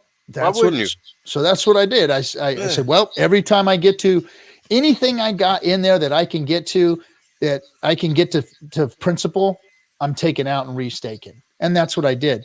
And I literally increased my shares by 1/3 of my whole bag by doing so. 1/3.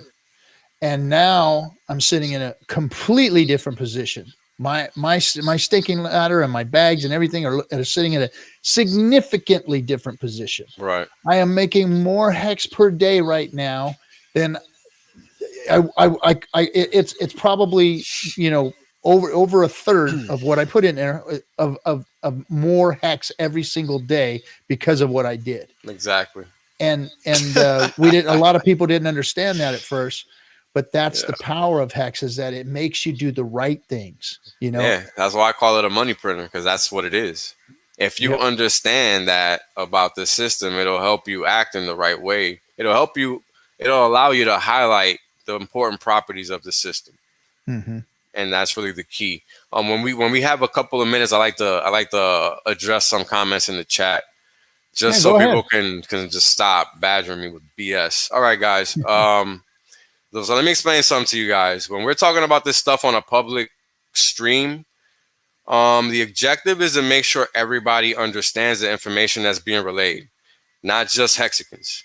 So if I'm saying 37% compounding, the average person is going to understand what the hell I'm saying. They're not going to give a damn about a t-shirt rate. They're not. The average person will come across that bridge when they care to.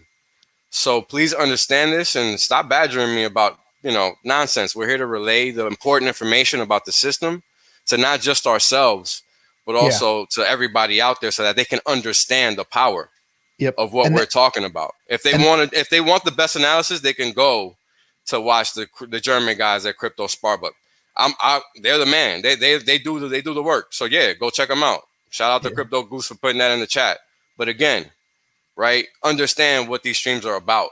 They're not about technical aspects of the code in the immutable contract for Hex. Like, wake up, guys. It's about pumping the bags.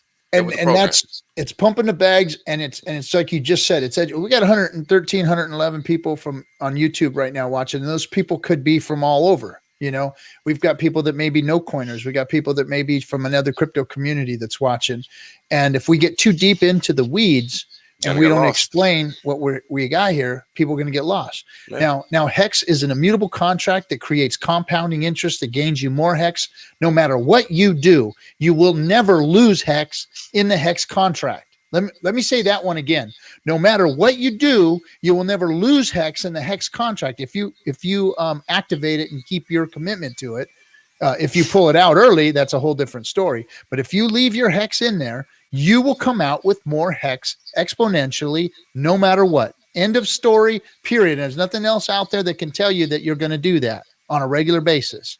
And it's going to get better as time goes on. And the longer time you commit, the better and better and better your hex bag gets from there. Now, what does that mean as far as price goes? Well, because of that alone, it makes hex very, very valuable. And I think that it makes hex more valuable than 1.5, 2.5, 5.5 pennies.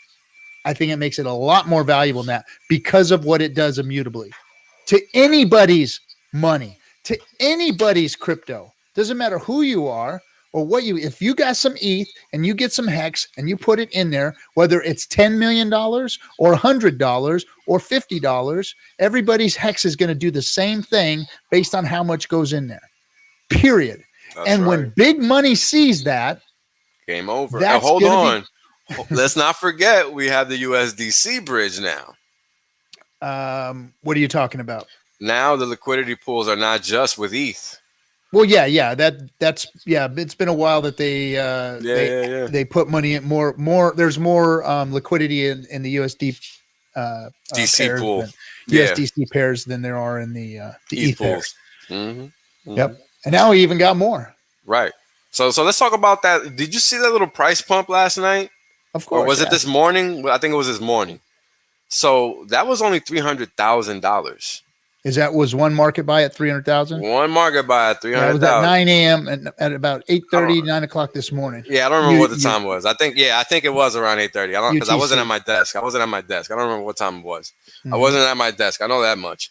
And then it all sold out too. By the way. But that's fine. After. We know that's gonna happen, right? Mm-hmm. We already know we're in that stage right now. And I'm actually gonna live stream tomorrow and talk about this topic specifically.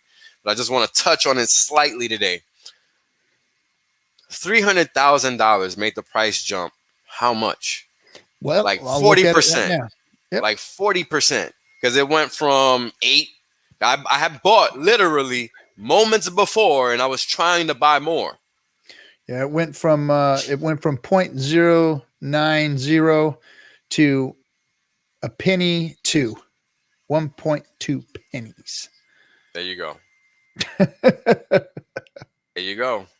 With a $300,000 buy. That's a measly $300,000. Because what people don't understand is that when, okay, let's look at the rest of the crypto world. Look at the. I mean, me and Kareem were talking about this last night. Look at the quantity of dollars that are being dropped into Bitcoin. We're talking about billions, RG.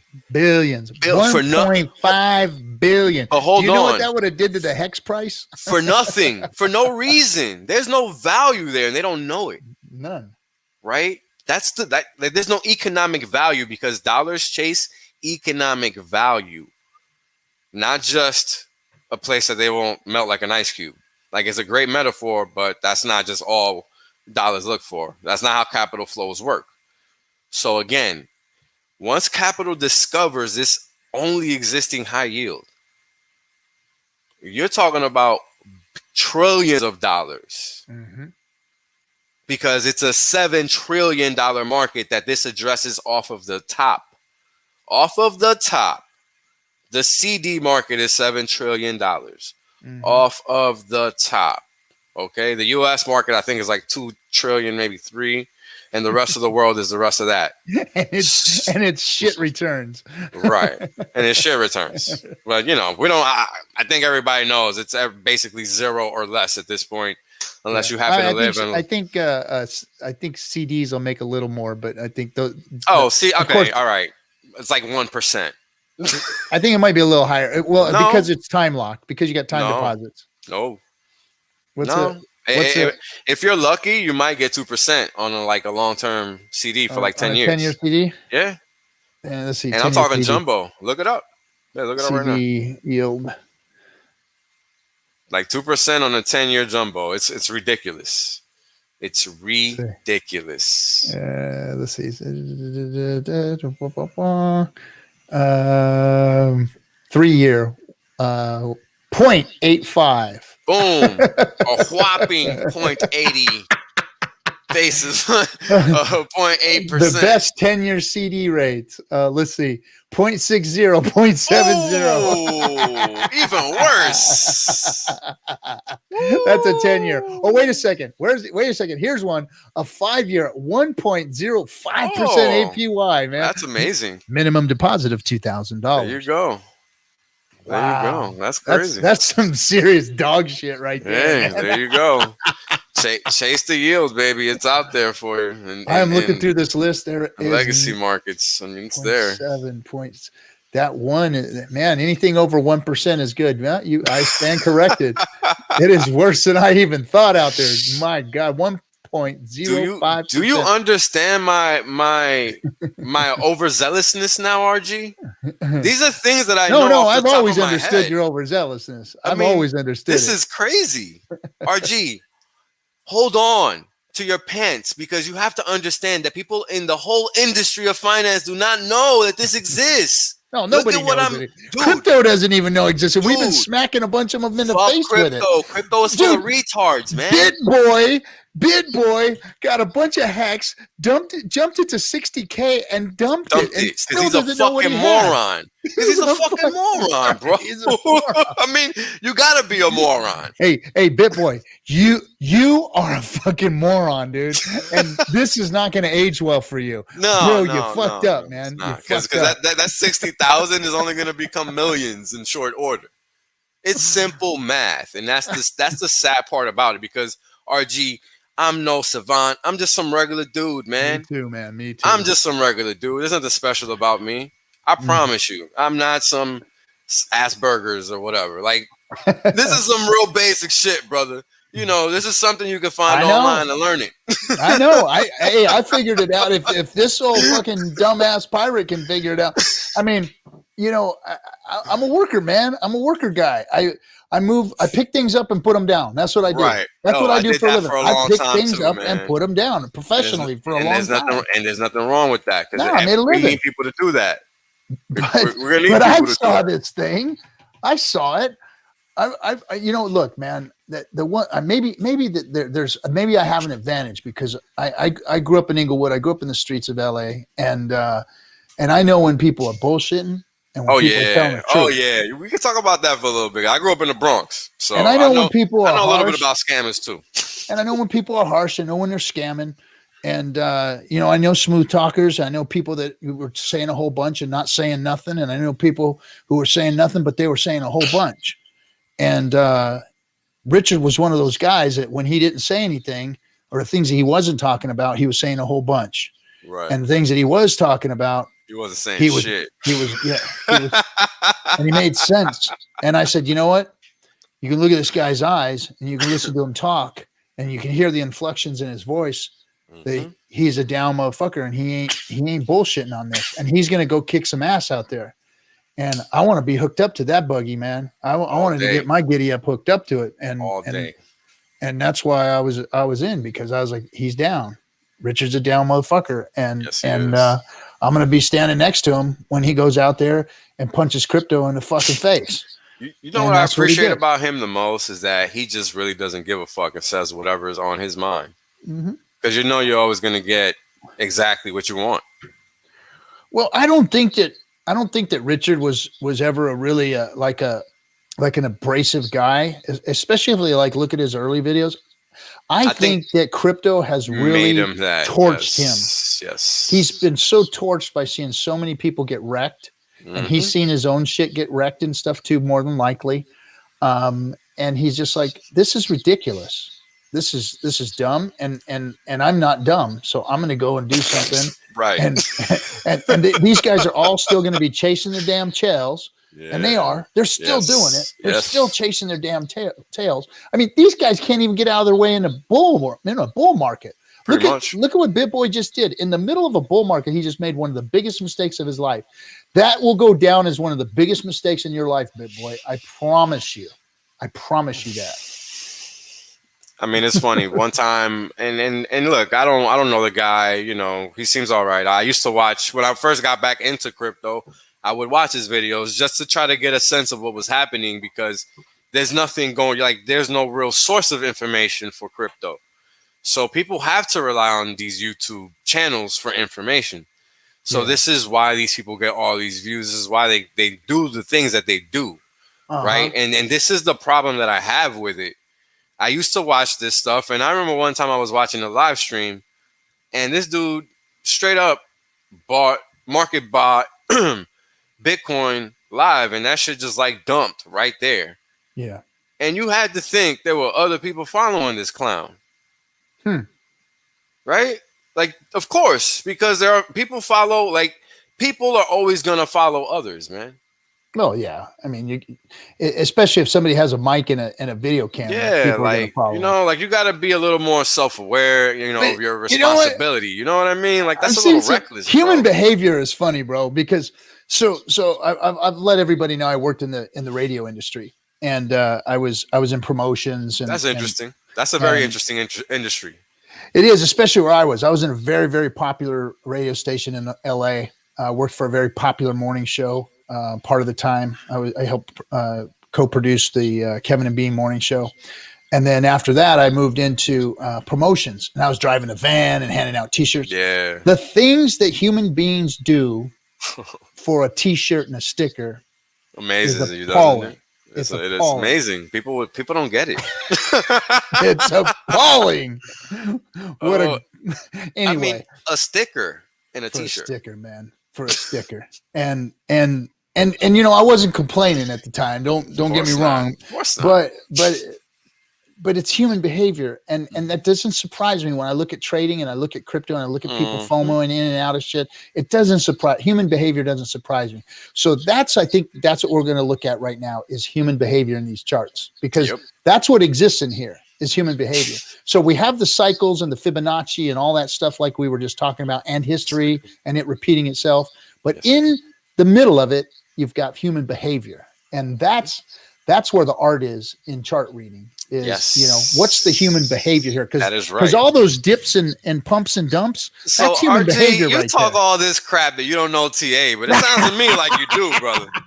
What the hell's going on? Because I thought I was gonna come on. I thought I was gonna teach you something, but apparently I'm done. No. You are going to teach me because we're going to get into details about this. But here, look, man, I'm old, dude. I'm old, man, and I know cycles. I've lived through cycles. But it's just like you said, RG. That's it. It's really because all right. Like let's look at this chart, right? Let's break this chart down because you know, human nature is reflected everywhere, right? Nature is reflected everywhere within all species, period, right? Yeah.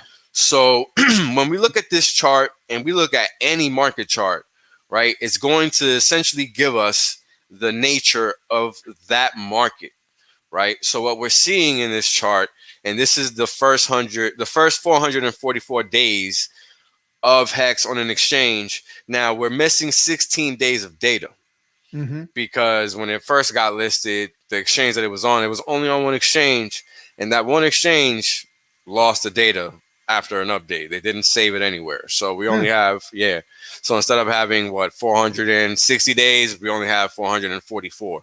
But nonetheless, we're still looking good.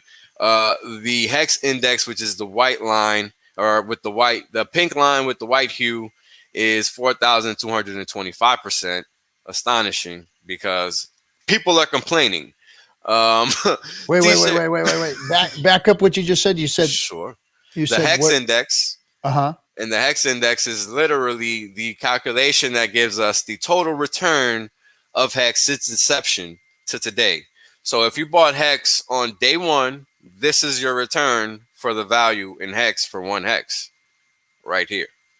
Okay. Or in dollars for one Hex right here. This is your today return or at the end of this chart is what you're saying. From the beginning of this and chart this is from to the end of this today. chart. I actually did a little special calculation. I usually do it for previous day, but from now on, I'm just gonna do day of. so people don't have to worry about it. So it's for the most recent moment in time. I think I did it at like 9 o'clock or something like that. So now the index isn't from, is it from its low to its high, or is it from its from the beginning to end? Beginning to end. Beginning of end is index. Correct. So we're looking at from beginning, no matter where it started at, all time to end 4,224.92%, right? Yes, sir. I mean, this is beautiful. And Richard loves to talk from a specific low point. I don't think it's necessary. There's nothing out here that's doing that. What's doing that? There's nothing out here doing this. For what? Look at this. 4,000%. Come on. T-shares, 7,377%. Right? And if you kind of look at that, you look at the T-share relative to the Hex Index, and they're kind of 60% apart, roundabout. Right? Because 4 is about 60% of 7. If you give it a rough estimate, let me do a little calculator math here just to be approximate. Yeah, 57%.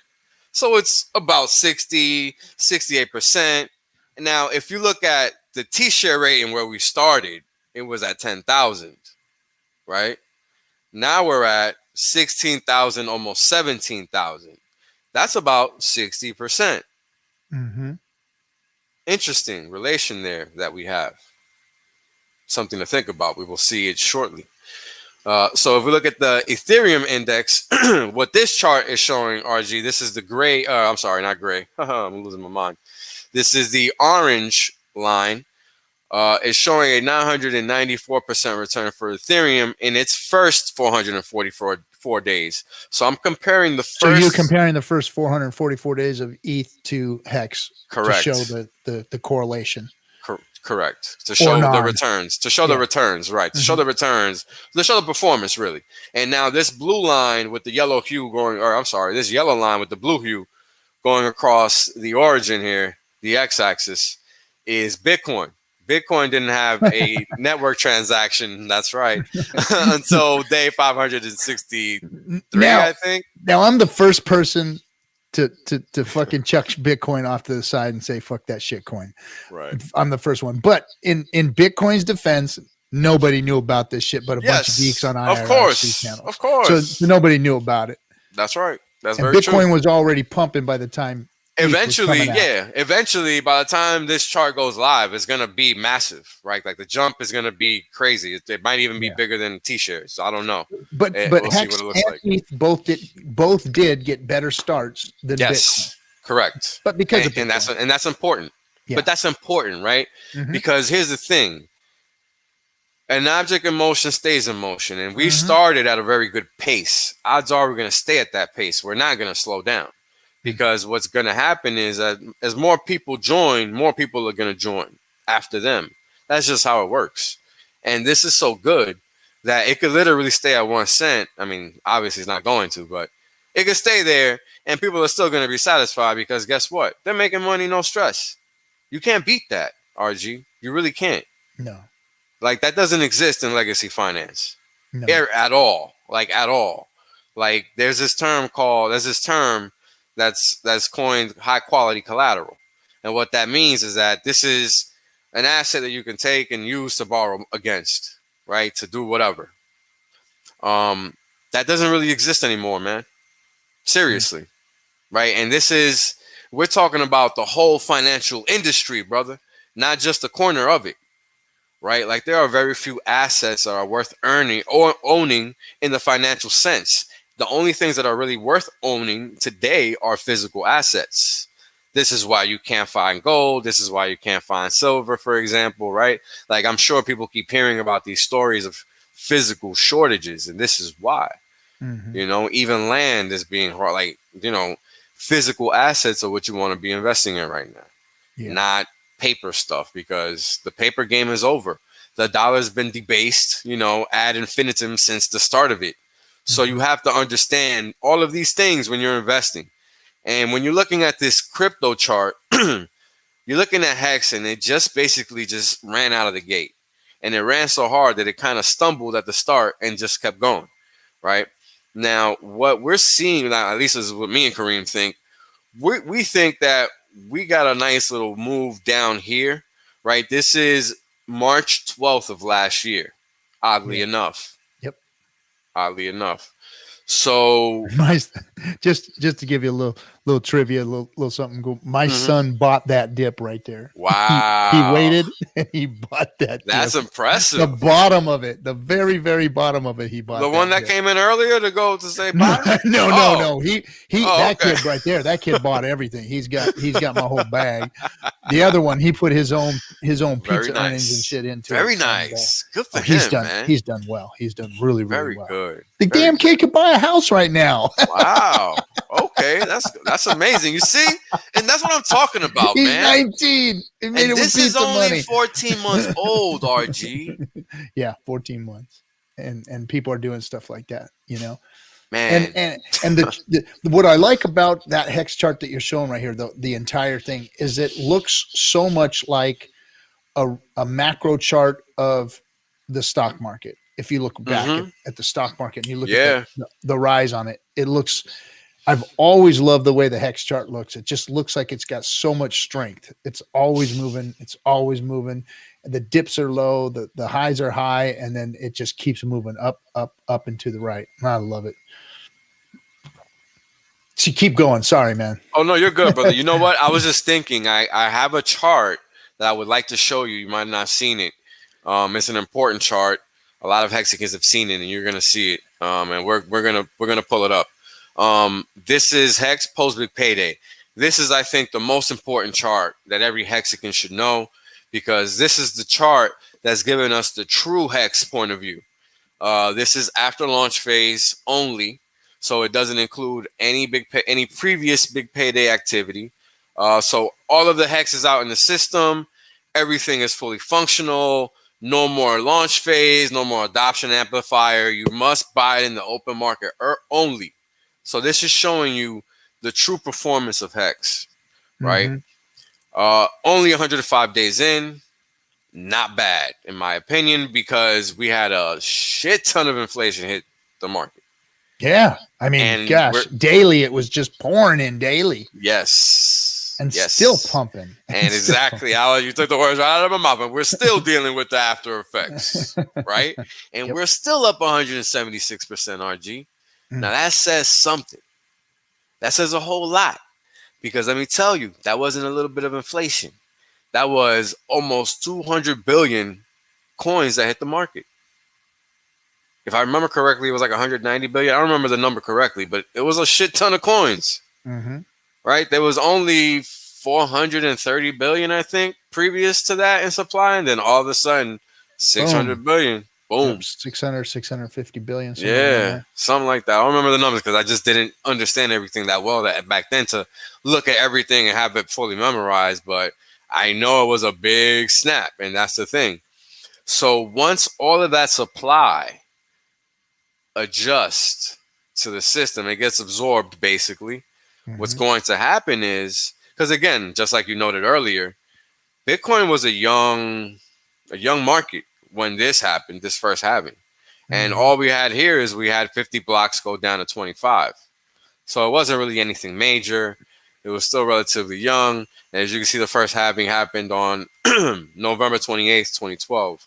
So when we're looking at this hex chart, we're still in the early stages of hex. Like Bitcoin was already almost 3 to 4 years at this point in time.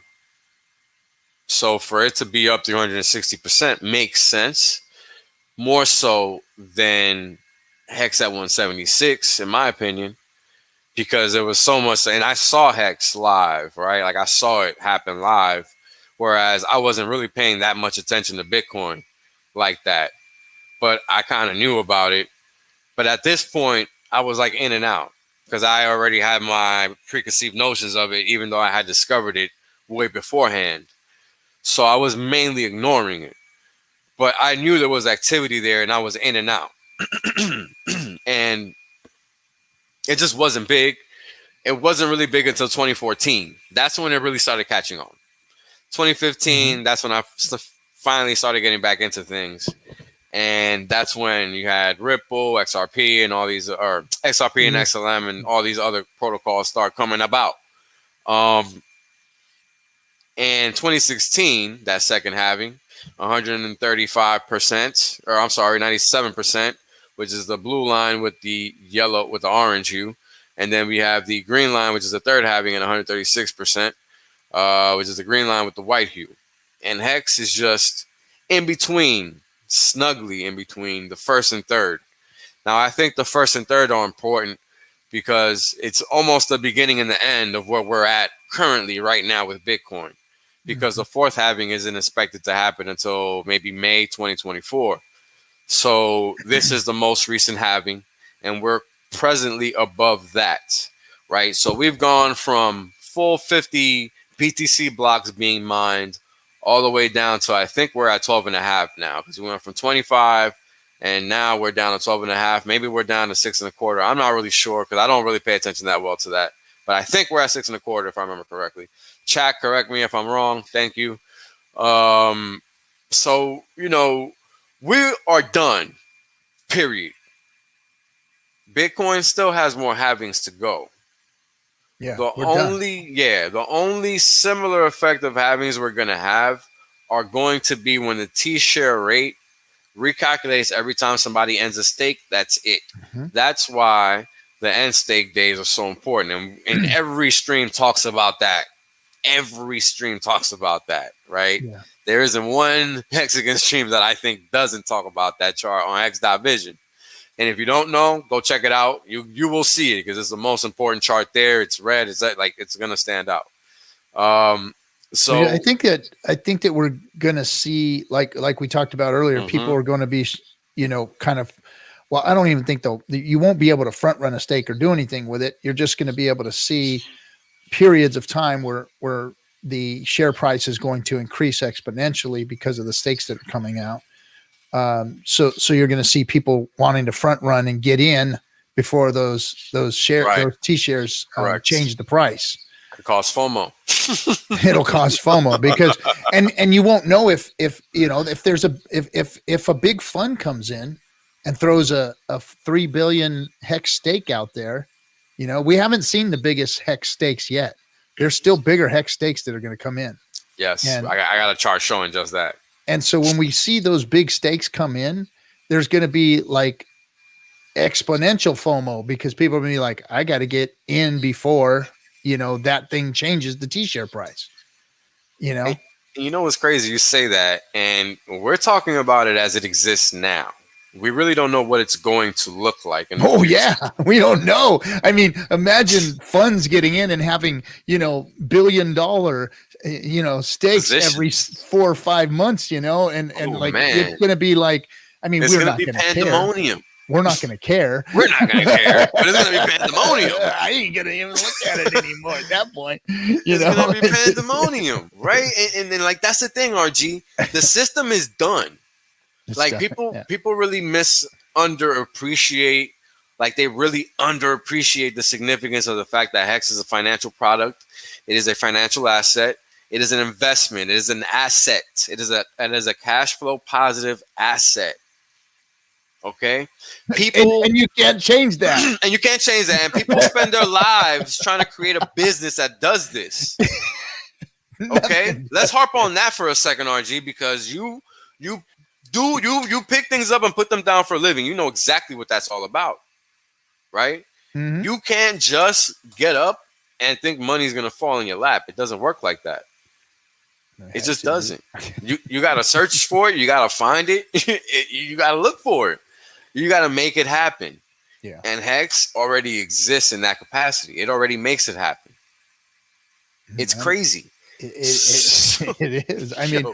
That's why no cost of capital, FYI, right? You just buy the damn Hex. That's it.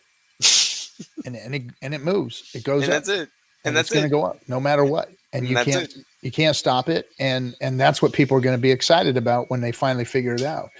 Yep. And Hexicans, look, here's what people, I mean, sometimes I find it hard to believe too. It's like, oh my God, this thing could go to $1, $2, $5, $10, you know? Mm-hmm. And I mean, I know a lot of people with some serious freaking king creating, God creating bags at that point, you know? Right. And it's hard to fathom, but It's not because there's only 10% of the hex is locked up in, you know, the top couple hundred wallets or whatever.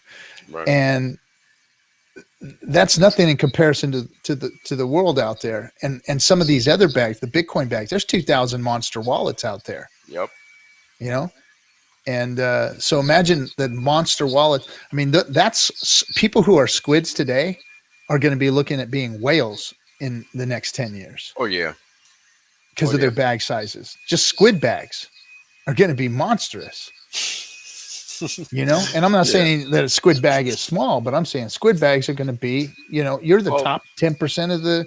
It's just how the math works. The system's going to make them one, whether they want it or not. You know what I mean? Like, it doesn't matter.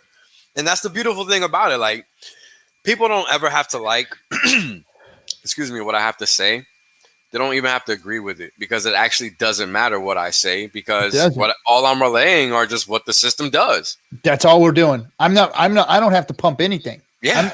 I'm not creating any kind of FOMO, any kind of hype. Nothing. I'm just telling you, you guys just don't understand what you don't understand. If you haven't figured this out yet, if you aren't like got something in this thing and try and go, wow, man, I just scored. You're missing out so much. It's crazy. You're missing out.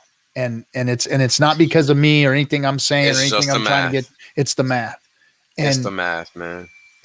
That's why I come from that angle on every stream, RG.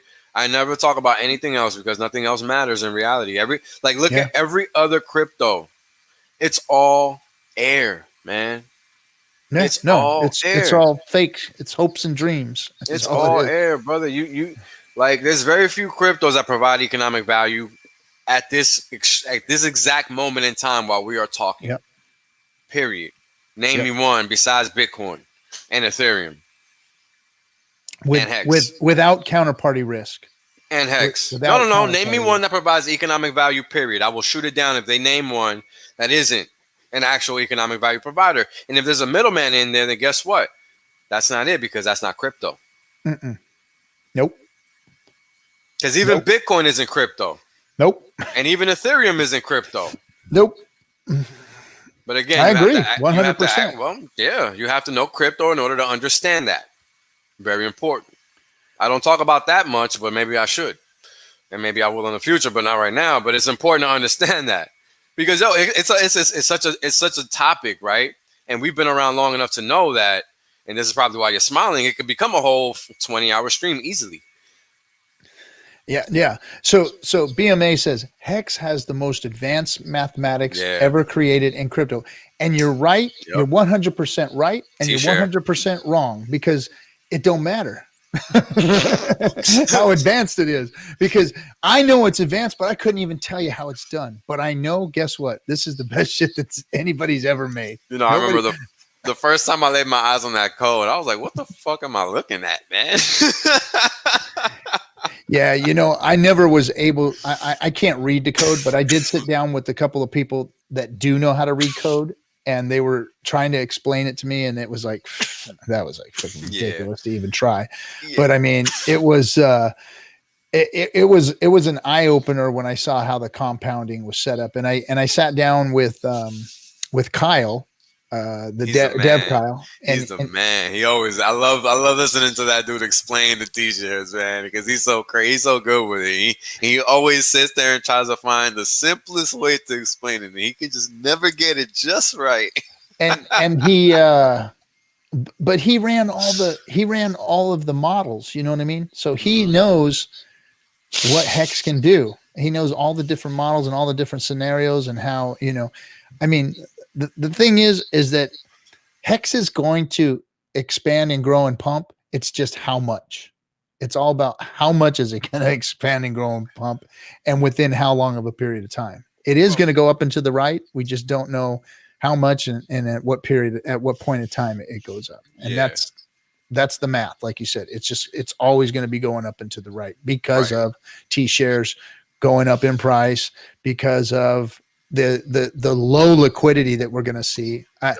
And that's something that that the crypto world doesn't understand either is that Hex has the lowest, probably has the lowest liquid Hex out there that's available to sell than anything else out there, even with 650 billion coins. Yo, it's so sick, man. RG, like every time I start talking about Hex, it's just amazing. It's just amazing. People don't understand how high this thing can really go. Like people sit here and say $1 or $10. You guys don't get it. You don't get it, you know, and I understand why. But man, you sure as hell are gonna see. Don't even worry, because I know I'm waiting for it. I'm not even worried about it. I'm not. Let's jump into this chart real quick, because this is just real quick, because we're gonna have to cut the stream short. I'd love to sit and talk with you more. We're gonna have to. I usually go 2 hours, and we wow. Okay. Let's run it. Okay, so the pink line is the T-share to Ethereum percentage value, and what this is saying is the value of a T-share versus the value of an Ethereum right now is at 10.2%. The orange line is letting us know that a T-share versus a Bitcoin is at 0.3%. So doesn't sound like a lot, but as you can see on the chart, we're moving up and to the right, which is always the key, and we're maintaining value, which is even more key, meaning we're not losing value versus those two economic systems, which is very important to understand. Right, because they're the indicators. Correct. They're the so-called leaders, because nobody knows about Hex yet. So we'll keep it moving. All right. So this is the Hex payout metrics. Now this is a daily payout. So the system today paid out 63 million Hex. The payout for today per T-share was 5.822 Hex, and the total T-shares are currently sitting at 10.821 million. Right.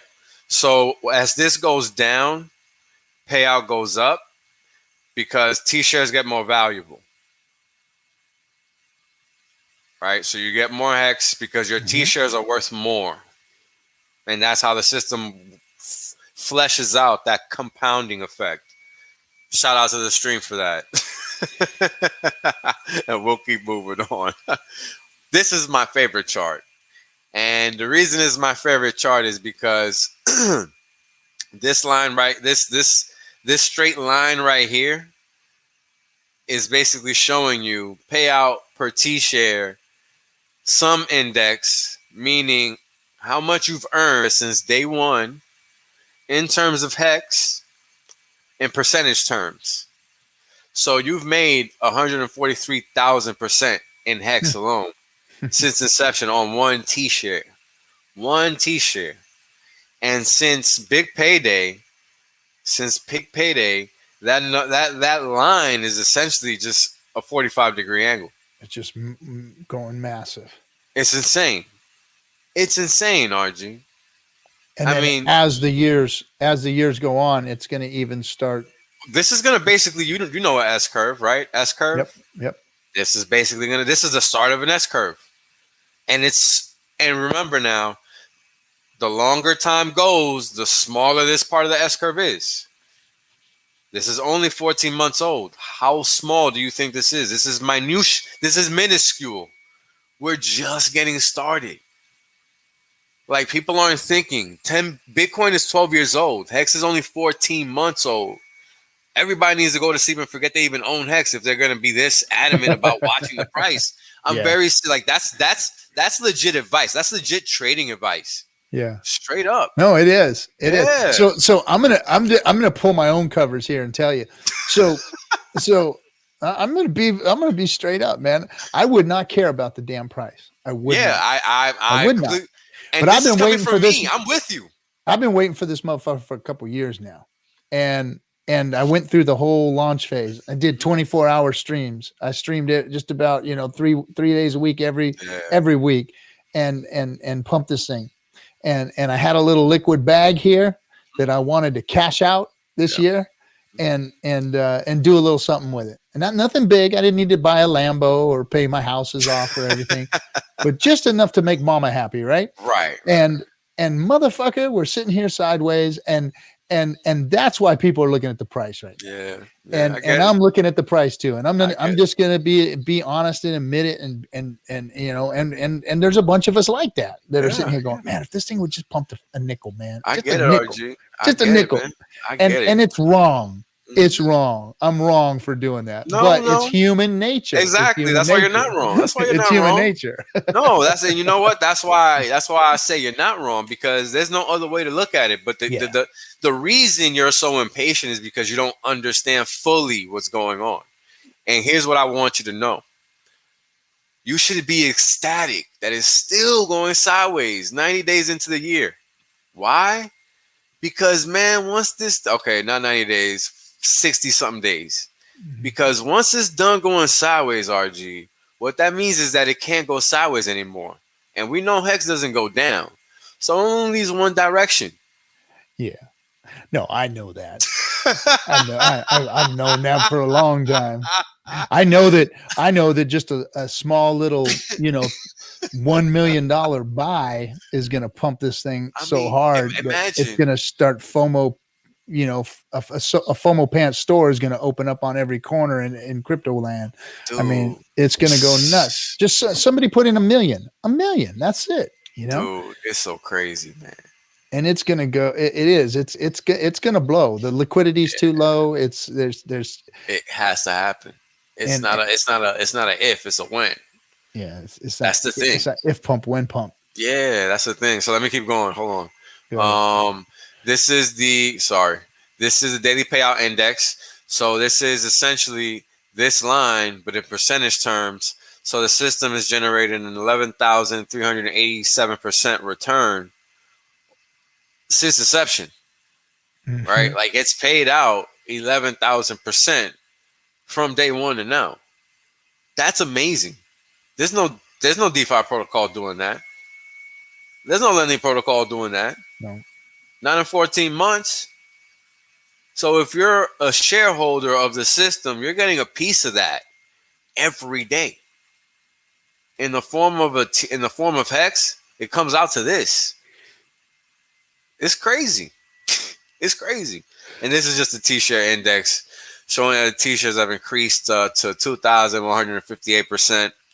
But, you know, over time, we expect these to kind of slightly increase, decrease over time, depending on the interaction we have with the system and whatnot, and how many people stake and unstake and all that fun jazz. So this line is also, even though it looks flat, it does have some variation in it. It's just hard to see from afar, but it wiggles a little bit. This is just a zoom in of the total T-shares and the payout per T-share. Nothing crazy here, just a closer view. From around big payday to after big payday, just to show the deflationary nature of the system, right? Because the total T-shares are what determine the payout, like we went over earlier, and the lower the T-shares go, the higher the payout goes. And this is exactly what this chart is showing. So this is why I like to keep it in there to highlight that. And here we have the payout per T-share index in conjunction with the payout per T-share sum and the Hex index. And I like to throw these all together just to show how the system is doing from a strict payout performance perspective. And the payout per T-share index is up 528% basically, which is this pick magenta line here since inception. And the Hex index is up 4,225% like we talked earlier. And the payout per T-share sum is at 1,581 Hex. So what this line is saying is that you've received 1,581 Hex per T-share since inception if you were staked from day one. That's massive. Yeah, it is. Especially when you got a bunch of T-shares. Exactly. Exactly, brother. Hey, Franklin said, Wales, what's your counter argument against unlimited inflation by the contract? Unlimited inflation. I don't think there is such a thing as unlimited inflation in the contract, because what that kind of implies is that there could be an infinite amount of Hex. And the reality is that the economic system external to Hex It has infinite economic mass. It has finite economic mass. Excuse me. So there's going to come a point where certain entities are going to be priced out of the system. That's why being staked long now is so important. Mm-hmm. If you're staked long now, you don't have to worry about that so-called inflation that is going to come in the form of price appreciation. Mm-hmm. Because the thing about the hex system is that it's truly deflationary from every aspect, because even the inflation that the system produces daily goes to the stakers, right? That's what the payout per T-share really is. It's just the inflation. That's all it is. Right? That's really all it is. So, and it's not realized until those coins, the stake is end. Yeah. And it really, I mean, even if the stake ends, the chance of that hex all coming out. Oh yeah. So you know what? We could talk about that, because this is a good chart to talk about that with, right? This is the T-share rate. And now, just so you know, RG, I track it in real time. That's why it's actually higher than the actual T-share rate in the system if you go and try to stake hex right now. Now, what does that mean? What that means is that right now, you could potentially say that the value in hex just got richer. Not that it got more expensive, right? So what that means is that the system has just become more valuable on a relative basis in real time, because I track these values in real time. I track the T-share rate in real time. That's why we had this dip in conjunction with what we saw in the market a couple of days ago, or a few days ago at this point. And as we can see here, the APY increased with the increase in the T-share rate. Right, but that's why I like to show these together, because it shows the dynamism in between both systems and how they operate in conjunction with one another. So it answers that question with respect to, well, where does the compounding come from? Well, it comes from the T-share rate, allowing the APY to continually increase over time based on how the code does the math, and that's really all it is. It really isn't more complicated than that. Once you're getting more deeper than that, you're getting into what the code actually says. And it doesn't really matter, because it just works. So if you wanted to get into that, then it'd be a whole nother conversation. Let's see what we got here. Oh, I didn't update this one. I'm sorry, guys. I didn't update this one. Oh, I got to update that one. We'll come back to that one. I got to update that one real quick. So I updated this one. I don't know why I forgot to update those two. But I'll come back and update that one. So this one is my real favorite chart. I think that's why I've been forgetting to update the other two, because this one is really my most favorite chart. Because it just shows what's about to go down, man. Like, look at this. This is around the corner, RG. Yeah. This is sizable. This is like in a week and a half. Yeah, I can't see those dates. Where are we at? Right. We're right. This is about right before April 1st, which is highlighting the March 15th stake, basically. Yep. So that's the stake that's coming out next week, or not next week, but no, those the other big lines there. Those are big payday lines. Next right? Monday. This line here. Oh, this one. Yeah, this one was is all big payday stuff. This was all big payday, and I think this was all big payday too. Oh, really? That was all big payday too. Yeah. Okay, these are going out to 2035, 2036. A lot of these. Oh, that's going. Okay, that's actually this is now big I can payday. see the years. I can see This is big payday. Yeah, the years are right here on the left hand, on the y-axis, on the left hand side of the screen. Sorry about that. So those years, that's going into the future, is what. Correct. That's doing. So that's our 10-year stakes right there. Those big lines are the 10-year stakes. Correct. The biggest lines are the 10-year stakes. Those are the 10s. Those are the 10-year stakes. And then the 15s at the end there. The 15's correct, all the way at the end. That is accurate. So what this is showing is that the inflation that's about to rip through the system is about to be sizable in a significant way here shortly. So what that means is that we're about to get another drag, right? But the question is, well, what happens if that supply doesn't hit the market? We're about to find out. Yeah, we're gonna find out. And if them lines end up, if that line right there ends up on the other side of those other lines over there by that 15-year line, it's game over. And it's gone. And then all that's left is those little lines in the middle. See, I can read the TA. The little lines in the middle is going to be good. That It's big not line hard, that RG. goes out there is going to be even better. It's not hard, right? I can't believe you do this shit every day, man. I Dude, cannot believe I love it. that shit. Though. It would drive me absolutely fucking off the fucking wall, man. It's a habit. It's a habit. You know what's funny? I've always thought to myself, if I was to retire, you know, what would I do? And I've always thought to myself, well, it would have to be something that I just enjoy doing on my own free time. You know, just like this. I just like reading charts like a weirdo. Nobody likes doing that. Normal person has better things to do, right? Like it's just I'm glad that there are people doing it, and there's smarter people than me out there doing it and looking at it, because I mean, what you've done by looking at it at a micro level, because you know, we look at it at a macro level, go up and to the right. Hex has got a bright future. It's already had a bright past. And then you look at the micro stuff and you go, not only that, but it's healthy. And all this micro stuff is showing its health. And that's important. And that's what I think TA is good for. It's for looking at a macro level of what it can possibly do, what it's done, and then the health of the system itself. And you've said that many times as we've been talking, is this is a good thing. This shows proper behavior. This shows health in the system. This shows a jump in the system. You know, all of this TA is proving the system is what it is. Correct. And proving that that Hex is doing what we say it's doing and what we thought it's doing.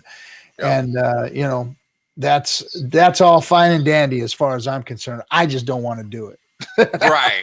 But that's the thing, right? That's why everybody goes bananas over the charts, because they are seeing everything that they want to see. Validation. It's validation. Exactly. And that's what everybody likes to hear. And the way you explain it, it makes the validation exciting. And that's what's important, because the community needs to understand that, you know, from a macro level, Hex is got a bright future, and at a micro level, Hex is very healthy. It's and phenomenal. we can even neither you or I are very technical, but we've had technical people on too, and everybody who's, you know, and when they look at the code, when they look at the audits and all that stuff, and the fact that we've got over a year in crypto, over a year of uptime and no bugs, no problems, no issues, that's like a world record right there. Exactly. And so Hex has won on all angles of crypto. Oh my God. RG. And that's what we do on the streams, is just prove it. And you just don't understand how much of a profound statement you just made. Because cybersecurity is a serious issue, brother. Yeah, no, it's a serious. We started the show out with that, yeah, you know, with phishing issues and shit. Yeah, you know? Yeah, it's a serious issue. So people really underestimate the value in just that alone. Well, see, that's what I don't understand. See, this is what I don't understand, bud, is that so all this big fat money came in. I'm talking $1.5 billion. That ain't chump change, man. That's like some serious. That's like fucking country wealth right there. $1.5 billion. Yes, sir. And this fool put that shit in Bitcoin, and Bitcoin ain't secure, man. At all. We don't know what the fuck Bitcoin could do. It's fucking old, dilapidated code that it has a nostalgic fucking twang to it, and everybody loves this 10-year-old crypto, and it's the master of crypto because it was first. But the technology and the security on that is shit. And for somebody to trust it with 1.5 billion is astonishing to me. I am just blown away that these funds are not even looking at that aspect of crypto right now. It's like, do you guys know what you put all your goddamn money into? Do you know what you guys have put at risk right now? Do you know what could happen? Do you know what China could do to you? Do you guys understand what can happen with this thing? And I don't think they do. I don't know who has talked them into this thing, but it's like, it astounds me that these people have trusted their money with that. It's unbelievable to me. I am blown away by it. It's crazy. It's really crazy because, you know, it's exactly like you say, right? I mean, you're talking about serious sums of money just sitting out there, at risk, just liable, risk, just entirely exposed, billions, right? Just entirely exposed in such a way that and it happens all of the time, and that's the thing. I mean, I think Bitcoin has an issue yearly at this point. I think it's yearly. Yeah. And I think you just don't hear about it. I think that's what's happening right now. Because I don't know. Crazy. I don't know why. The mining consortiums and where they exist. Man. You know, it's crazy. The fact that you can't build on it. The fact that nothing. I mean, look, if you were going to buy a company and said, "Hey, this company has got this bright of a future. These are the things that we're going to do with it," and then you go back and you look at their history and you go, "Okay, well, they started out like this and they said they were going to be here by then. God damn it, they ain't done shit since then." And they want me to buy it for how much? How much they want me to buy this company? And you guys haven't done shit for 10 years?